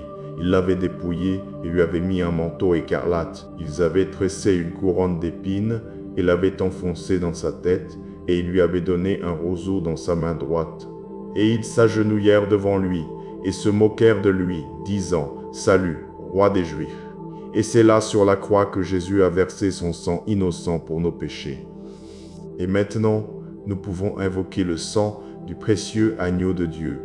Nous pouvons l'invoquer pour la protection, pour la rédemption, pour le salut et même pour désarmer le diable. Alors, vous voyez, d'après ces 4 exemples, Caïn et Abel, la Pâque dans l'Exode, la dernière scène et la crucifixion de Jésus-Christ, vous pouvez commencer à voir que le sang est un élément significatif, non seulement dans cette vie physique, mais aussi spirituellement. Maintenant, un instant, je veux que vous pensiez à votre propre lignée familiale. Qu'y a-t-il dans votre lignée, à la fois physiquement et spirituellement? Toute personne vivante fait partie d'une famille.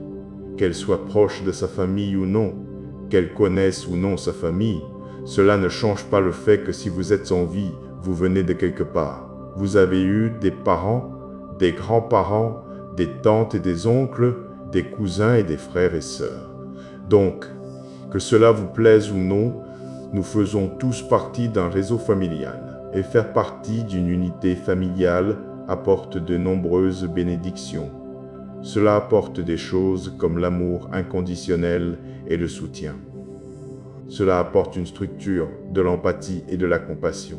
Cependant, pour d'autres, faire partie d'une famille peut apporter des choses indésirables dans votre vie. Certaines familles viennent avec des fardeaux. D'autres familles viennent avec un manque de structure, un manque d'amour. Parfois, faire partie d'une famille pour certaines personnes s'accompagnera de choses indésirables, de malédictions même. Un exemple biblique qui me vient à l'esprit est la famille d'Abraham. La lignée familiale d'Abraham fut affligée de mensonges, de tromperies, de relations polygames, et tout cela causa beaucoup de conflits dans la famille. Abraham mentit 2 fois en disant que sa femme était sa sœur juste pour éviter les problèmes. Son fils Isaac fit la même chose à propos de sa femme Rebecca. Le fils d'Isaac, Jacob, dont le nom signifie littéralement trompeur. Il eut une vie entière affectée par ces tromperies. Les enfants de Jacob tentèrent d'assassiner leur jeune frère, Joseph, et ils finirent par le vendre comme esclave, et ils mentirent à ce sujet pendant 20 ans. Voyez-vous un schéma? Voyez-vous quel genre de fardeau suivait cette lignée? Mes chers auditeurs, laissez-moi vous dire quelque chose. Il existe une lignée qui peut effacer toute malédiction. Elle peut effacer tout mal et toute chose démoniaque qui pourrait être attachée à votre arbre généalogique. Cette lignée vient du sang de Jésus-Christ. Je veux simplement vous encourager aujourd'hui à prier pour vous-même. Priez pour votre famille. Prononcez le sang de Jésus-Christ sur votre propre vie et invitez Dieu à faire une chose nouvelle. Invitez Dieu à apporter la guérison dans votre famille. Invitez-le à apporter l'unité au sein de votre famille. Invitez-le à briser toutes les chaînes qui vous retiennent. Demandez-lui d'écraser tout esprit maléfique qui pourrait chercher à vous lier. Seigneur Jésus, en ce moment, nous invitons ta présence dans nos vies. Nous accueillons le Saint-Esprit dans nos vies. En ce moment, je prie pour chacun et chacune sous le son de ma voix. Et Père, je déclare ta parole qui nous dit que l'ange de l'Éternel campe autour de ceux qui le craignent et les délivre. Je prie et déclare le psaume, chapitre 301, verset 7. L'Éternel te gardera de tout mal, il gardera ton âme. Je prie et déclare Proverbe, chapitre 18, verset 10. Le nom de l'Éternel est une tour forte. Le juste s'y réfugie et se trouve en sécurité. Nous t'invoquons Jésus. Nous trouvons refuge et protection en ta présence. Et ainsi nous plaidons le sang de Jésus-Christ sur nos maisons, nos familles, notre santé et les œuvres de nos mains. Si l'ennemi venait pour tenter de nous voler, qu'il trouve l'ange de l'Éternel en garde autour de nous. Si l'ennemi venait et tentait de nous détruire, je prie qu'il soit aveuglé et qu'il y ait confusion dans son camp. Roi Jésus, nous avons confiance en toi. Nous avons confiance en ton sang, car ton sang a un pouvoir miraculeux. Qu'il y ait un grand mouvement du Saint-Esprit dans nos vies. Puissions-nous expérimenter la restauration. Puissions-nous expérimenter la liberté. Puissions-nous expérimenter la victoire au nom de Jésus. Je plaide le sang de Jésus-Christ sur tout ce à quoi je suis connecté. Et même pendant que je prie en ce moment, Seigneur, je te demande de subvenir aux besoins de chaque individu qui écoute en ce moment. Chaque famille qui écoute en ce moment, nous croyons que rien n'est impossible avec toi, Seigneur. Rien n'est trop difficile. Ton sang peut nous purifier de tout péché. Ton sang peut nous rendre purs et entiers à nouveau. Ton sang peut restaurer la santé dans nos corps, Seigneur. Il peut guérir le cœur troublé. Il peut libérer toute âme enchaînée. Ton sang peut guérir. Il peut restaurer l'amour, la joie et la paix dans les foyers brisés.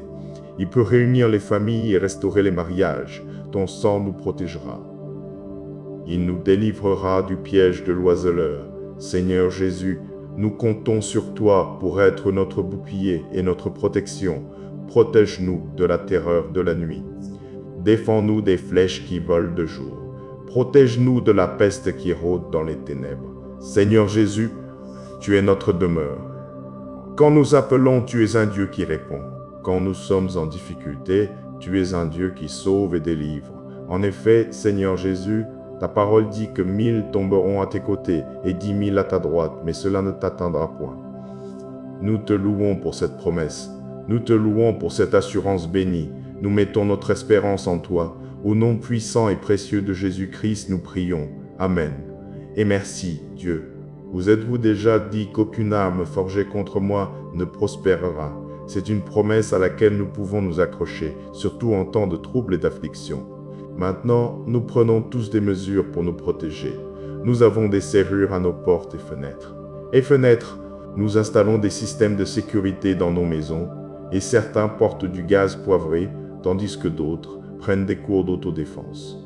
Mais quel que soit l'effort que nous mettons pour nous protéger, il y a toujours des situations où nous sommes vulnérables. Une seule erreur de jugement peut nous mettre en danger, et nous ne sommes jamais vraiment à l'abri du mal.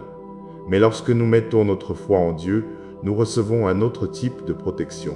Il nous est promis que, quelles que soient les armes formées contre nous, elles ne prospéreront pas. Les mots peuvent être transformés en armes. Les actions peuvent être transformées en armes. Mais quelle que soit la méthode d'attaque de l'ennemi, aucune arme forgée contre nous ne prospérera selon la Bible. Ce n'est pas une promesse que nous pouvons gagner par nos propres efforts ou réalisations. C'est une promesse qui vient de la puissance infinie de Dieu et de son amour pour nous. Il est important de se rappeler que cette promesse ne signifie pas que nous ne ferons jamais face à des épreuves ou des difficultés. Nous rencontrerons toujours l'adversité dans cette vie. Nous rencontrerons des ennemis, mais lorsque nous faisons confiance au Seigneur, nous sommes protégés et nous pouvons faire face à ces défis avec confiance et paix. Le monde autour de nous peut être chaotique et imprévisible, mais nous pouvons avoir confiance que Dieu est aux commandes. Il est la source ultime de notre protection et rien ne peut s'opposer à sa puissance. La Bible nous dit que le nom de l'Éternel est une tour forte. Le juste s'y réfugie et se trouve en sécurité.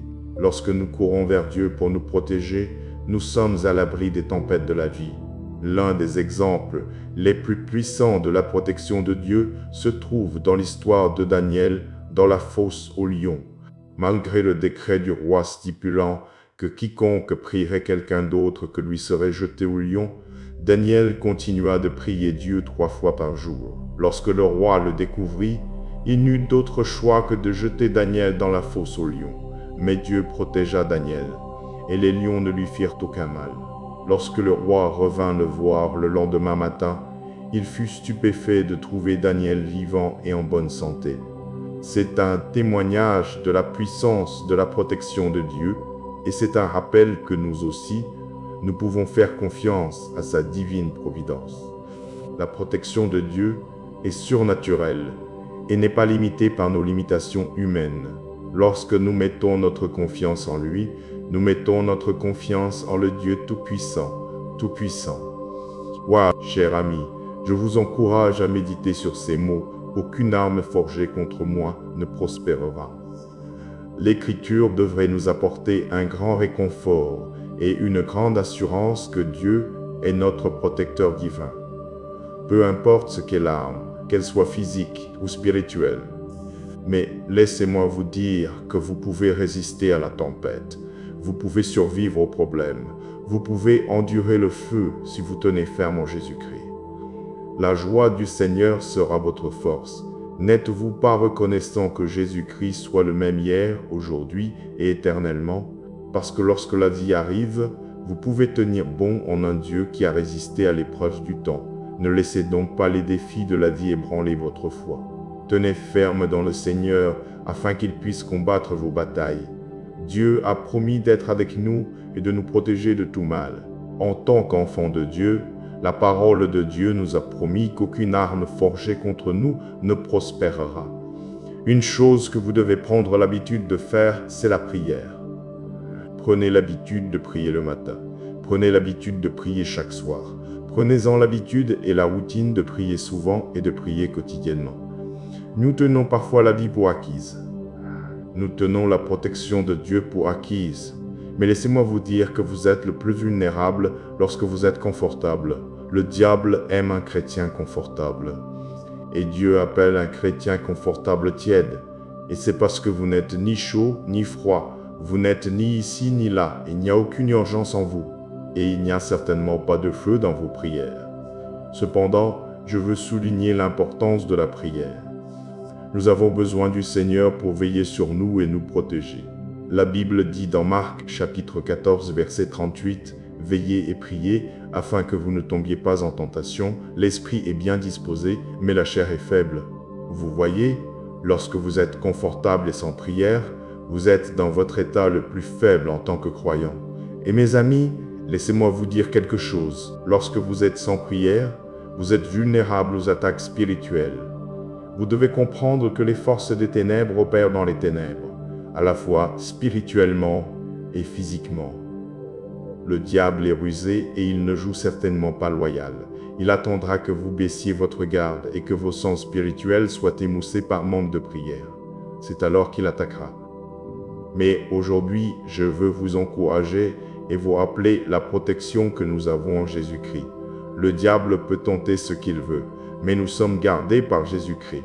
Nous sommes protégés par Jésus-Christ. Le sang de Jésus-Christ a formé un périmètre autour de nos maisons. L'ange de l'Éternel campe à notre résidence lorsque nous invoquons le nom du Père. Je vous encourage à ne pas craindre ce qui se présente à vous, car Jésus-Christ est un puissant protecteur, il est un sauveur. Jésus-Christ vous couvrira et bloquera l'ennemi. Donc, chaque jour, je vous encourage à prier pour la protection divine qui ne vient que du Fils de Dieu. C'est le genre de protection qui réprimande l'ennemi et expose ses plans. Elle ne donne aucun pouvoir aux attaques spirituelles. David, un homme selon le cœur de Dieu, a dit dans le psaume chapitre 119, verset 62, « Au milieu de la nuit, je me lève pour te louer à cause de tes justes jugements. Je vous encourage à vous lever à tout moment de la journée. Levez-vous et louez le Seigneur. Remerciez-le pour tout ce qu'il a fait. Remerciez-le pour tout ce qu'il fait et pour tout ce qu'il continuera de faire. Cher Seigneur, nous mettons notre confiance en toi. C'est toi qui veilles sur nous. C'est toi qui prends soin de nous. Ta parole dit dans le psaume chapitre 68, versets 5 à 6, « Le Père des orphelins, le défenseur des veuves. C'est Dieu dans sa sainte demeure. Dieu donne une famille à ceux qui sont solitaires. Il délivre les prisonniers et les fait prospérer. Mais les rebelles habitent un pays aride. Seigneur, malgré tout ce qui peut arriver autour de nous, nous nous fions à ta force. Nous trouvons du réconfort dans tes soins et nous avons certainement confiance en tes capacités, Seigneur. La Bible dans Hébreux chapitre 12, verset 2, dit « Ayons les regards fixés sur Jésus, le pionnier et le consommateur de la foi, qui, en vue de la joie qui lui était réservée, a enduré la croix, méprisant l'ignominie, et s'est assis à la droite du trône de Dieu. Lorsque nous faisons face aux obstacles de la vie, aide-nous à garder nos yeux fixés sur le Christ. Enseigne-nous, Saint-Esprit, à nous examiner continuellement et à évaluer où se trouve notre attention et où nos yeux sont fixés. Seigneur Jésus, je te remercie pour ta bonté. Je me tourne vers toi parce que tu as pris mes péchés lorsque tu étais suspendu à la croix. Tu m'as racheté, Seigneur. Tu m'as sauvé et délivré. Si ce n'était pas pour ton merveilleux sacrifice, où serais-je? Si tu n'avais jamais versé ton précieux sang qui aurait pu me sauver, il n'y a personne comme toi, roi Jésus. C'est pourquoi mes yeux resteront fixés sur toi. Tu m'as tendu tes bras aimants et m'as appelé à la repentance.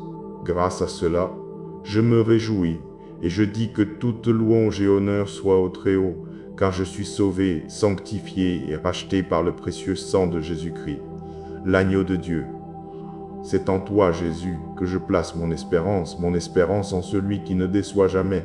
Mon Père céleste, je te loue, car toi seul es digne d'être loué.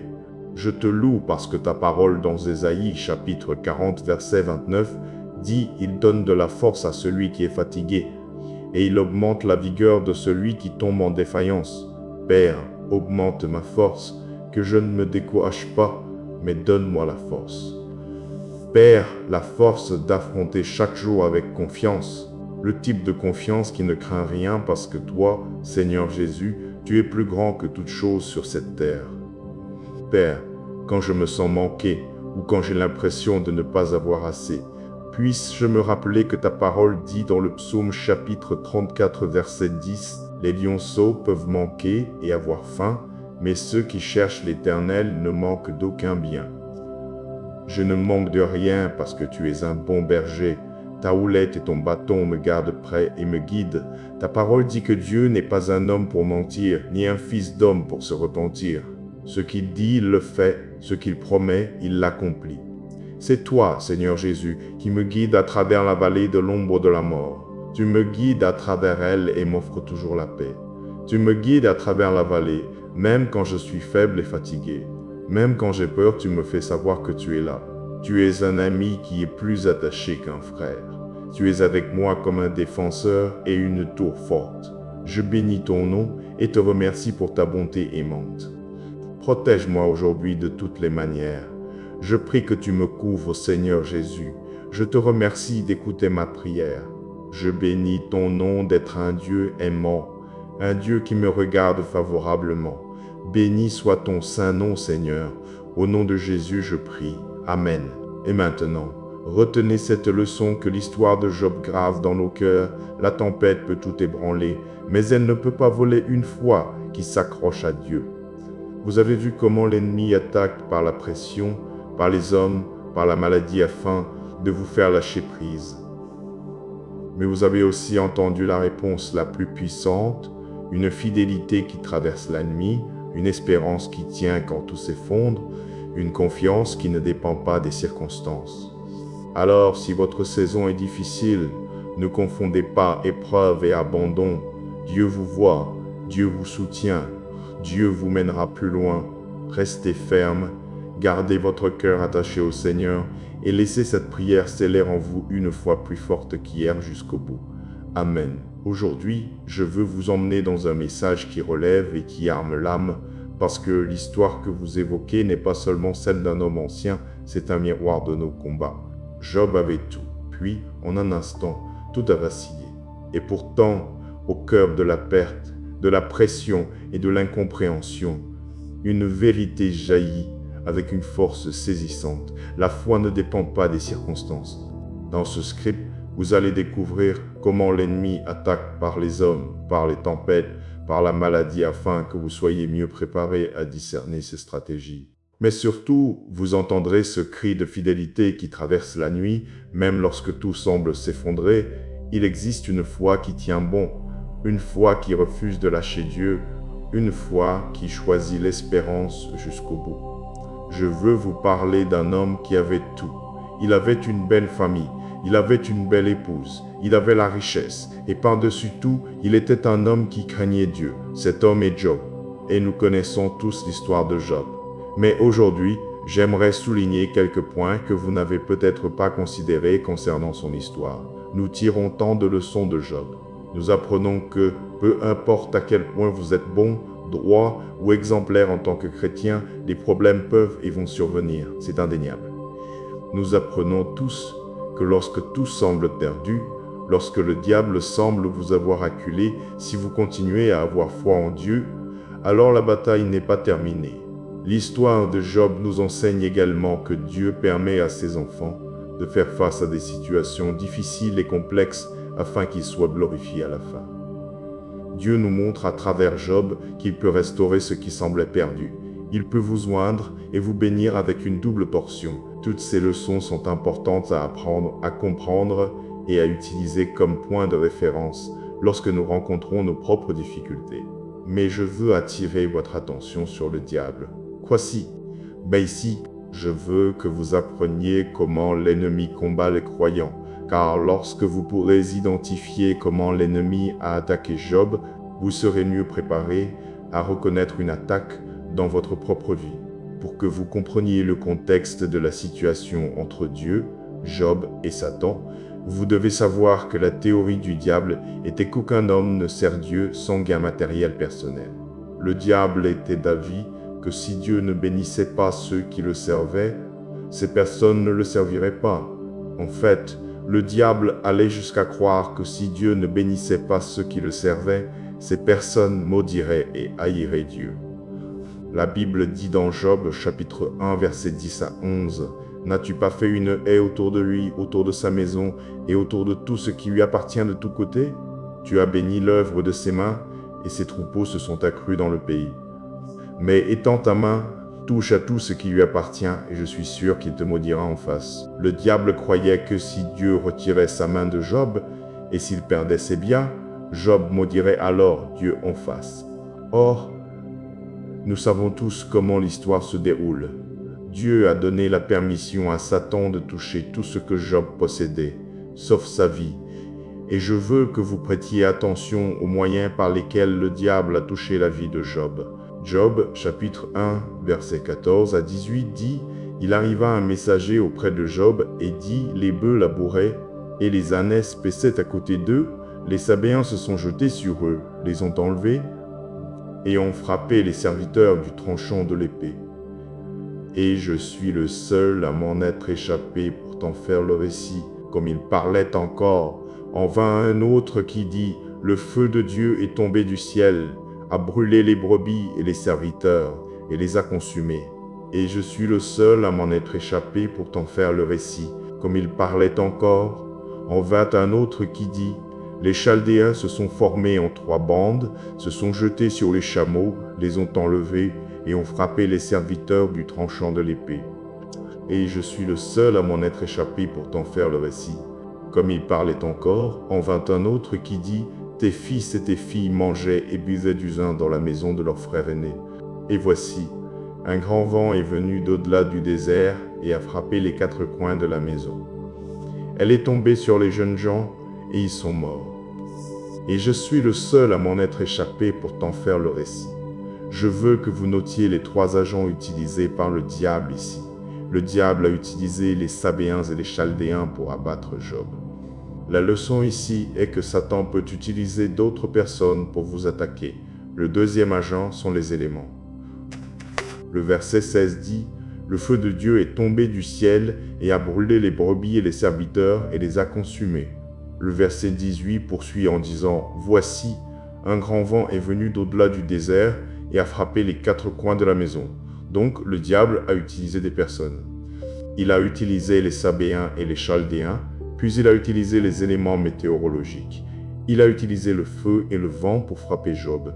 Et si vous lisez Job, chapitre 2, verset 7, la Bible dit « Alors Satan se retira de la présence de l'Éternel et frappa Job d'ulcères répugnants, depuis la plante des pieds jusqu'au sommet de la tête. » Le diable a utilisé la maladie. Il a attaqué Job par la maladie, du sommet de la tête à la plante des pieds. Dans toute l'histoire de Job, l'un de mes versets préférés de la Bible est dans Job, chapitre 13, verset 15, où il dit ceci de Dieu. « Quand même il me tuerait, j'espérerai en lui seulement. Je défendrai ma conduite devant lui. » Réfléchissez à la mesure de foi, à la mesure d'assurance dont vous avez besoin pour pouvoir prononcer ces mots. « Quand même il me tuerait, j'espérerai en lui. » Ce sont des paroles fortes. Ce sont des paroles puissantes. Quoi qu'il arrive, quoi qu'il m'arrive, je ferai confiance en Jésus. Chers amis, je prie pour avoir une foi comme celle de Job. Une foi qui tient face au désespoir total, à la perte et à la destruction totale. Mais qui dit quand même il me tuerait, j'espérerai en lui. Combien je désire atteindre ce niveau de maturité en tant que chrétien. Combien je prie pour que lorsque ma saison d'épreuve viendra, Seigneur, aide-moi à tenir bon, à me préparer et à confesser hardiment, quand même il me tuerait, j'espérerai en lui. Et donc, avec cette compréhension, prions. Cher Seigneur, donne-nous la foi. Maître, Père Céleste, merci de nous aider à travers les nombreuses saisons de la vie. Merci pour ton amour, un amour parfait et pur, un amour qui ne finit jamais. Merci pour ta puissante présence quotidienne dans nos vies. Cher Seigneur, nous te louons et nous te remercions aujourd'hui parce que tes yeux veillent sur nous et tes oreilles sont ouvertes à nos prières. Merci d'être fidèle et d'être avec nous à travers l'incertitude des eaux profondes.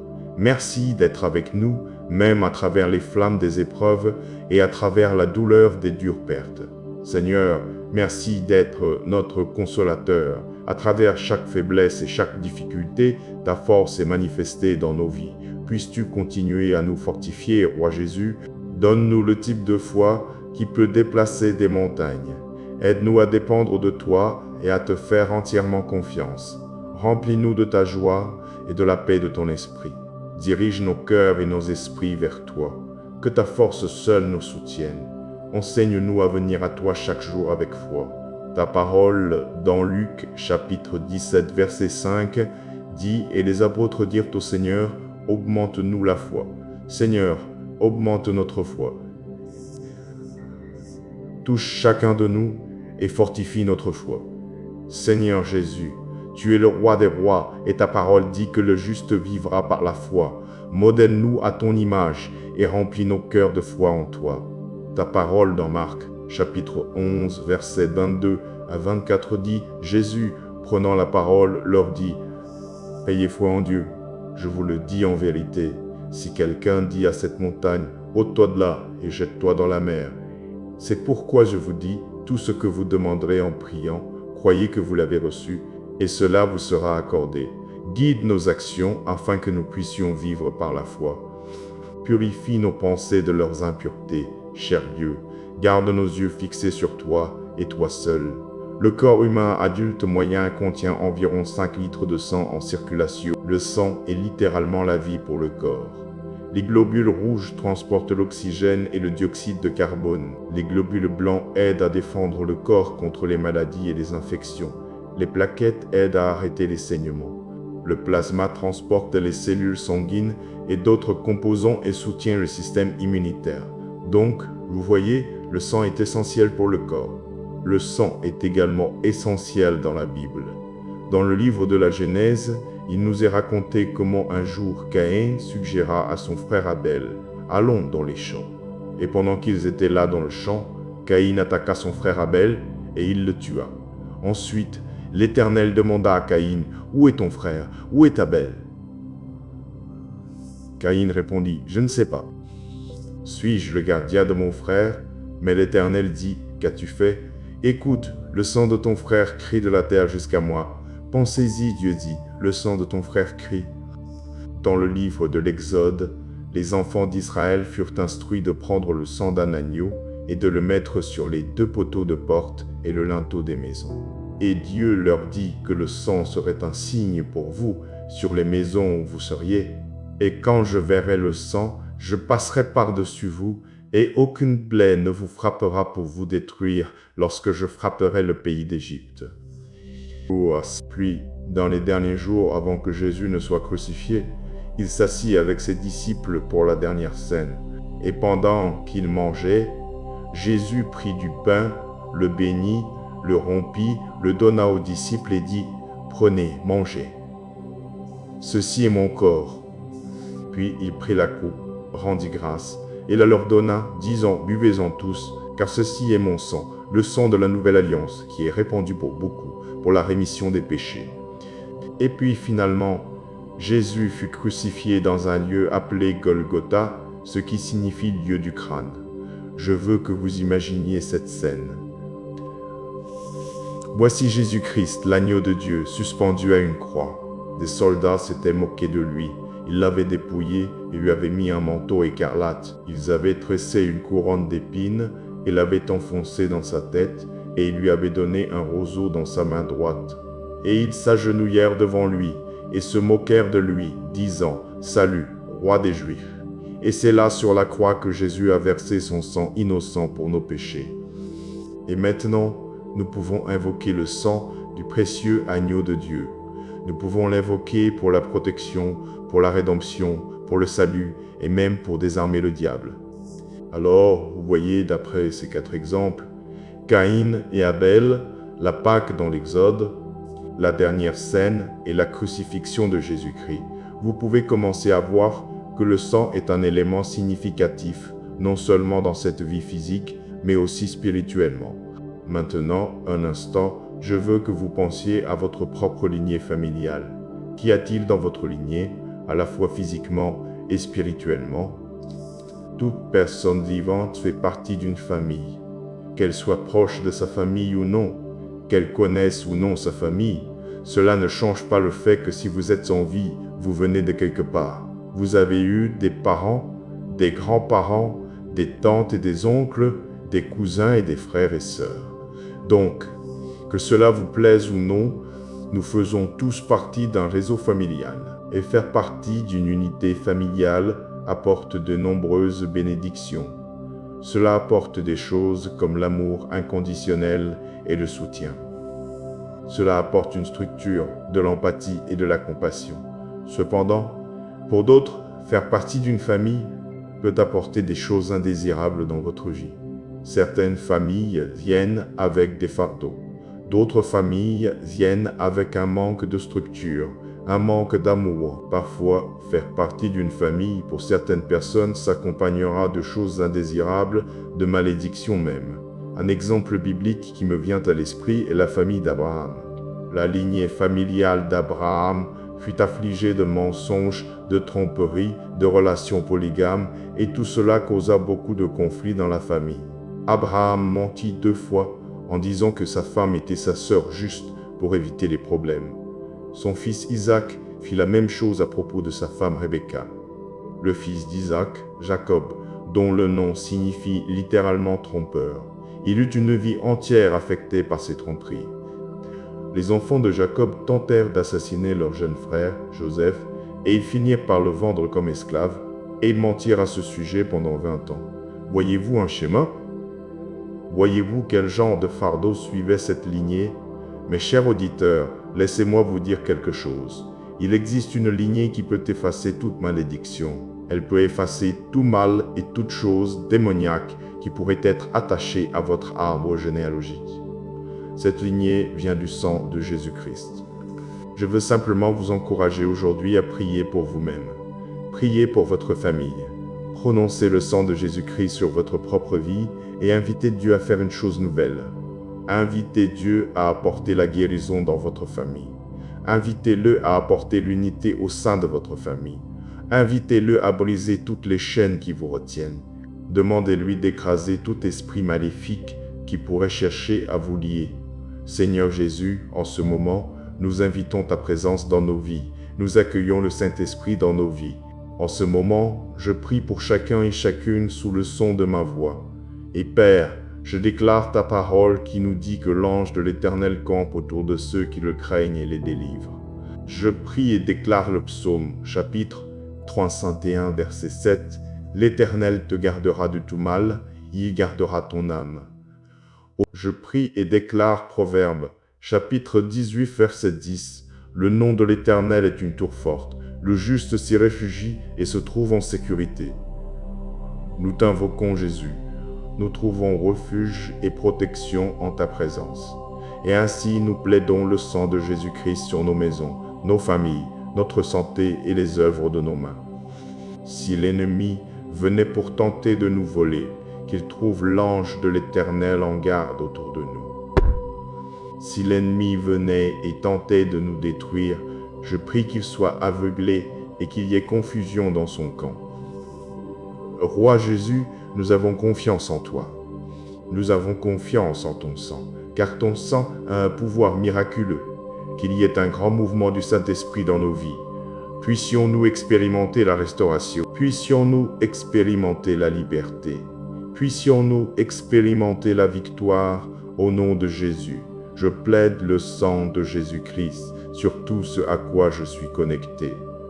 Et même pendant que je prie en ce moment, Seigneur, je te demande de subvenir aux besoins de chaque individu qui écoute en ce moment. Chaque famille qui écoute en ce moment, nous croyons que rien n'est impossible avec toi, Seigneur. Rien n'est trop difficile. Ton sang peut nous purifier de tout péché. Ton sang peut nous rendre purs et entiers à nouveau. Ton sang peut restaurer la santé dans nos corps, Seigneur. Il peut guérir le cœur troublé. Il peut libérer toute âme enchaînée. Ton sang peut guérir. Il peut restaurer l'amour, la joie et la paix dans les foyers brisés. Il peut réunir les familles et restaurer les mariages. Ton sang nous protégera. Il nous délivrera du piège de l'oiseleur. Seigneur Jésus, nous comptons sur toi pour être notre bouclier et notre protection. Protège-nous de la terreur de la nuit. Défends-nous des flèches qui volent de jour. Protège-nous de la peste qui rôde dans les ténèbres. Seigneur Jésus, tu es notre demeure. Quand nous appelons, tu es un Dieu qui répond. Quand nous sommes en difficulté, tu es un Dieu qui sauve et délivre. En effet, Seigneur Jésus, ta parole dit que 1000 tomberont à tes côtés et 10 000 à ta droite, mais cela ne t'atteindra point. Nous te louons pour cette promesse. Nous te louons pour cette assurance bénie. Nous mettons notre espérance en toi. Au nom puissant et précieux de Jésus-Christ, nous prions. Amen. Et merci, Dieu. Vous êtes-vous déjà dit qu'aucune arme forgée contre moi ne prospérera? C'est une promesse à laquelle nous pouvons nous accrocher, surtout en temps de troubles et d'affliction. Maintenant, nous prenons tous des mesures pour nous protéger. Nous avons des serrures à nos portes et fenêtres. Et fenêtres, nous installons des systèmes de sécurité dans nos maisons, et certains portent du gaz poivré, tandis que d'autres prennent des cours d'autodéfense. Mais quel que soit l'effort que nous mettons pour nous protéger, il y a toujours des situations où nous sommes vulnérables. Une seule erreur de jugement peut nous mettre en danger, et nous ne sommes jamais vraiment à l'abri du mal. Mais lorsque nous mettons notre foi en Dieu, nous recevons un autre type de protection. Il nous est promis que, quelles que soient les armes formées contre nous, elles ne prospéreront pas. Les mots peuvent être transformés en armes. Les actions peuvent être transformées en armes. Mais quelle que soit la méthode d'attaque de l'ennemi, aucune arme forgée contre nous ne prospérera selon la Bible. Ce n'est pas une promesse que nous pouvons gagner par nos propres efforts ou réalisations. C'est une promesse qui vient de la puissance infinie de Dieu et de son amour pour nous. Il est important de se rappeler que cette promesse ne signifie pas que nous ne ferons jamais face à des épreuves ou des difficultés. Nous rencontrerons toujours l'adversité dans cette vie. Nous rencontrerons des ennemis, mais lorsque nous faisons confiance au Seigneur, nous sommes protégés et nous pouvons faire face à ces défis avec confiance et paix. Le monde autour de nous peut être chaotique et imprévisible, mais nous pouvons avoir confiance que Dieu est aux commandes. Il est la source ultime de notre protection et rien ne peut s'opposer à sa puissance. La Bible nous dit que le nom de l'Éternel est une tour forte. Le juste s'y réfugie et se trouve en sécurité. Lorsque nous courons vers Dieu pour nous protéger, nous sommes à l'abri des tempêtes de la vie. L'un des exemples les plus puissants de la protection de Dieu se trouve dans l'histoire de Daniel dans la fosse aux lions. Malgré le décret du roi stipulant que quiconque prierait quelqu'un d'autre que lui serait jeté au lion, Daniel continua de prier Dieu 3 fois par jour. Lorsque le roi le découvrit, il n'eut d'autre choix que de jeter Daniel dans la fosse aux lions. Mais Dieu protégea Daniel, et les lions ne lui firent aucun mal. Lorsque le roi revint le voir le lendemain matin, il fut stupéfait de trouver Daniel vivant et en bonne santé. C'est un témoignage de la puissance de la protection de Dieu, et c'est un rappel que nous aussi, nous pouvons faire confiance à sa divine providence. La protection de Dieu est surnaturelle et n'est pas limitée par nos limitations humaines. Lorsque nous mettons notre confiance en lui, nous mettons notre confiance en le Dieu Tout-Puissant, Tout-Puissant. Waouh, cher ami, je vous encourage à méditer sur ces mots. Aucune arme forgée contre moi ne prospérera. L'Écriture devrait nous apporter un grand réconfort et une grande assurance que Dieu est notre protecteur divin. Peu importe ce qu'est l'arme, qu'elle soit physique ou spirituelle. Mais laissez-moi vous dire que vous pouvez résister à la tempête. Vous pouvez survivre aux problèmes. Vous pouvez endurer le feu si vous tenez ferme en Jésus-Christ. La joie du Seigneur sera votre force. N'êtes-vous pas reconnaissant que Jésus-Christ soit le même hier, aujourd'hui et éternellement? Parce que lorsque la vie arrive, vous pouvez tenir bon en un Dieu qui a résisté à l'épreuve du temps. Ne laissez donc pas les défis de la vie ébranler votre foi. Tenez ferme dans le Seigneur afin qu'il puisse combattre vos batailles.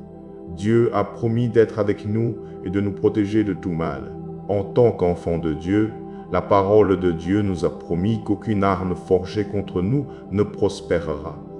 Une chose que vous devez prendre l'habitude de faire, c'est la prière. Prenez l'habitude de prier le matin. Prenez l'habitude de prier chaque soir. Prenez-en l'habitude et la routine de prier souvent et de prier quotidiennement. Nous tenons parfois la vie pour acquise. Nous tenons la protection de Dieu pour acquise. Mais laissez-moi vous dire que vous êtes le plus vulnérable lorsque vous êtes confortable. Le diable aime un chrétien confortable. Et Dieu appelle un chrétien confortable tiède. Et c'est parce que vous n'êtes ni chaud ni froid. Vous n'êtes ni ici ni là. Il n'y a aucune urgence en vous. Et il n'y a certainement pas de feu dans vos prières. Cependant, je veux souligner l'importance de la prière. Nous avons besoin du Seigneur pour veiller sur nous et nous protéger. La Bible dit dans Marc chapitre 14 verset 38, « Veillez et priez, afin que vous ne tombiez pas en tentation. L'esprit est bien disposé, mais la chair est faible. » Vous voyez, lorsque vous êtes confortable et sans prière, vous êtes dans votre état le plus faible en tant que croyant. Et mes amis, laissez-moi vous dire quelque chose. Lorsque vous êtes sans prière, vous êtes vulnérable aux attaques spirituelles. Vous devez comprendre que les forces des ténèbres opèrent dans les ténèbres, à la fois spirituellement et physiquement. Le diable est rusé et il ne joue certainement pas loyal. Il attendra que vous baissiez votre garde et que vos sens spirituels soient émoussés par manque de prière. C'est alors qu'il attaquera. Mais aujourd'hui, je veux vous encourager et vous rappeler la protection que nous avons en Jésus-Christ. Le diable peut tenter ce qu'il veut, mais nous sommes gardés par Jésus-Christ. Nous sommes protégés par Jésus-Christ. Le sang de Jésus-Christ a formé un périmètre autour de nos maisons. L'ange de l'Éternel campe à notre résidence lorsque nous invoquons le nom du Père. Je vous encourage à ne pas craindre ce qui se présente à vous, car Jésus-Christ est un puissant protecteur, il est un sauveur. Jésus-Christ vous couvrira et bloquera l'ennemi. Donc, chaque jour, je vous encourage à prier pour la protection divine qui ne vient que du Fils de Dieu. C'est le genre de protection qui réprimande l'ennemi et expose ses plans. Elle ne donne aucun pouvoir aux attaques spirituelles. David, un homme selon le cœur de Dieu, a dit dans le psaume chapitre 119, verset 62, « Au milieu de la nuit, je me lève pour te louer à cause de tes justes jugements. Je vous encourage à vous lever à tout moment de la journée. Levez-vous et louez le Seigneur. Remerciez-le pour tout ce qu'il a fait. Remerciez-le pour tout ce qu'il fait et pour tout ce qu'il continuera de faire. Cher Seigneur, nous mettons notre confiance en toi. C'est toi qui veilles sur nous. C'est toi qui prends soin de nous. Ta parole dit dans le psaume chapitre 68, versets 5 à 6, « Le Père des orphelins, le défenseur des veuves, c'est Dieu dans sa sainte demeure. Dieu donne une famille à ceux qui sont solitaires. Il délivre les prisonniers et les fait prospérer. Mais les rebelles habitent un pays aride. Seigneur, malgré tout ce qui peut arriver autour de nous, nous nous fions à ta force. Nous trouvons du réconfort dans tes soins et nous avons certainement confiance en tes capacités, Seigneur. La Bible dans Hébreux chapitre 12, verset 2, dit « Ayons les regards fixés sur Jésus, le pionnier et le consommateur de la foi, qui, en vue de la joie qui lui était réservée, a enduré la croix, méprisant l'ignominie, et s'est assis à la droite du trône de Dieu. Lorsque nous faisons face aux obstacles de la vie, aide-nous à garder nos yeux fixés sur le Christ. Enseigne-nous, Saint-Esprit, à nous examiner continuellement et à évaluer où se trouve notre attention et où nos yeux sont fixés. Seigneur Jésus, je te remercie pour ta bonté. Je me tourne vers toi parce que tu as pris mes péchés lorsque tu étais suspendu à la croix. Tu m'as racheté, Seigneur.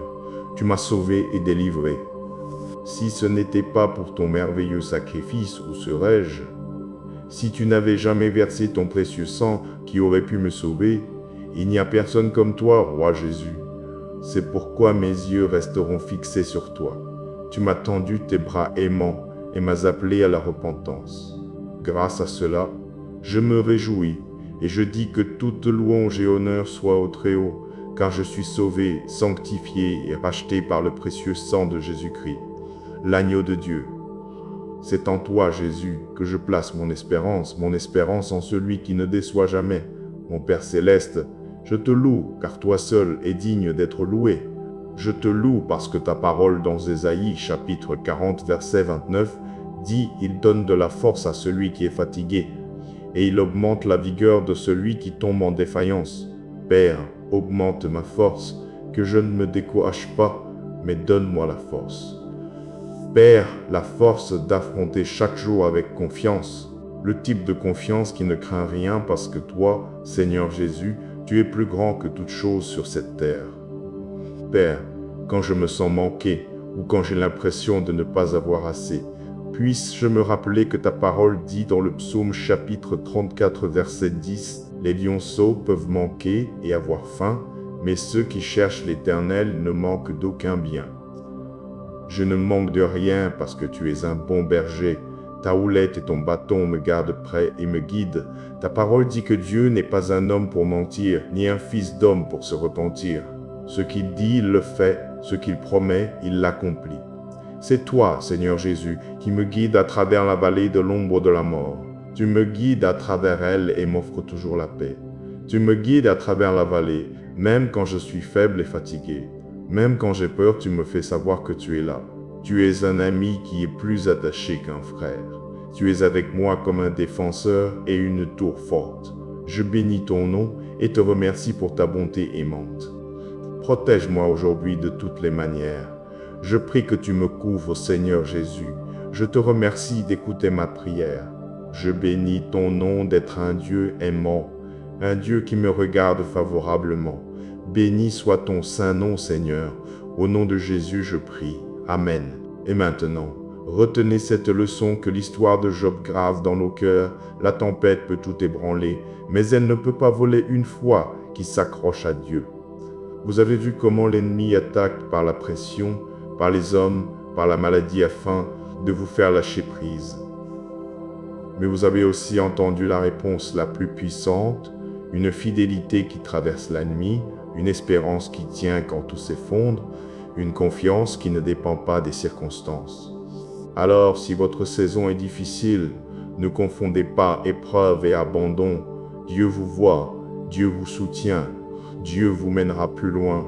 Restez ferme, gardez votre cœur attaché au Seigneur et laissez cette prière sceller en vous une foi plus forte qu'hier jusqu'au bout. Amen.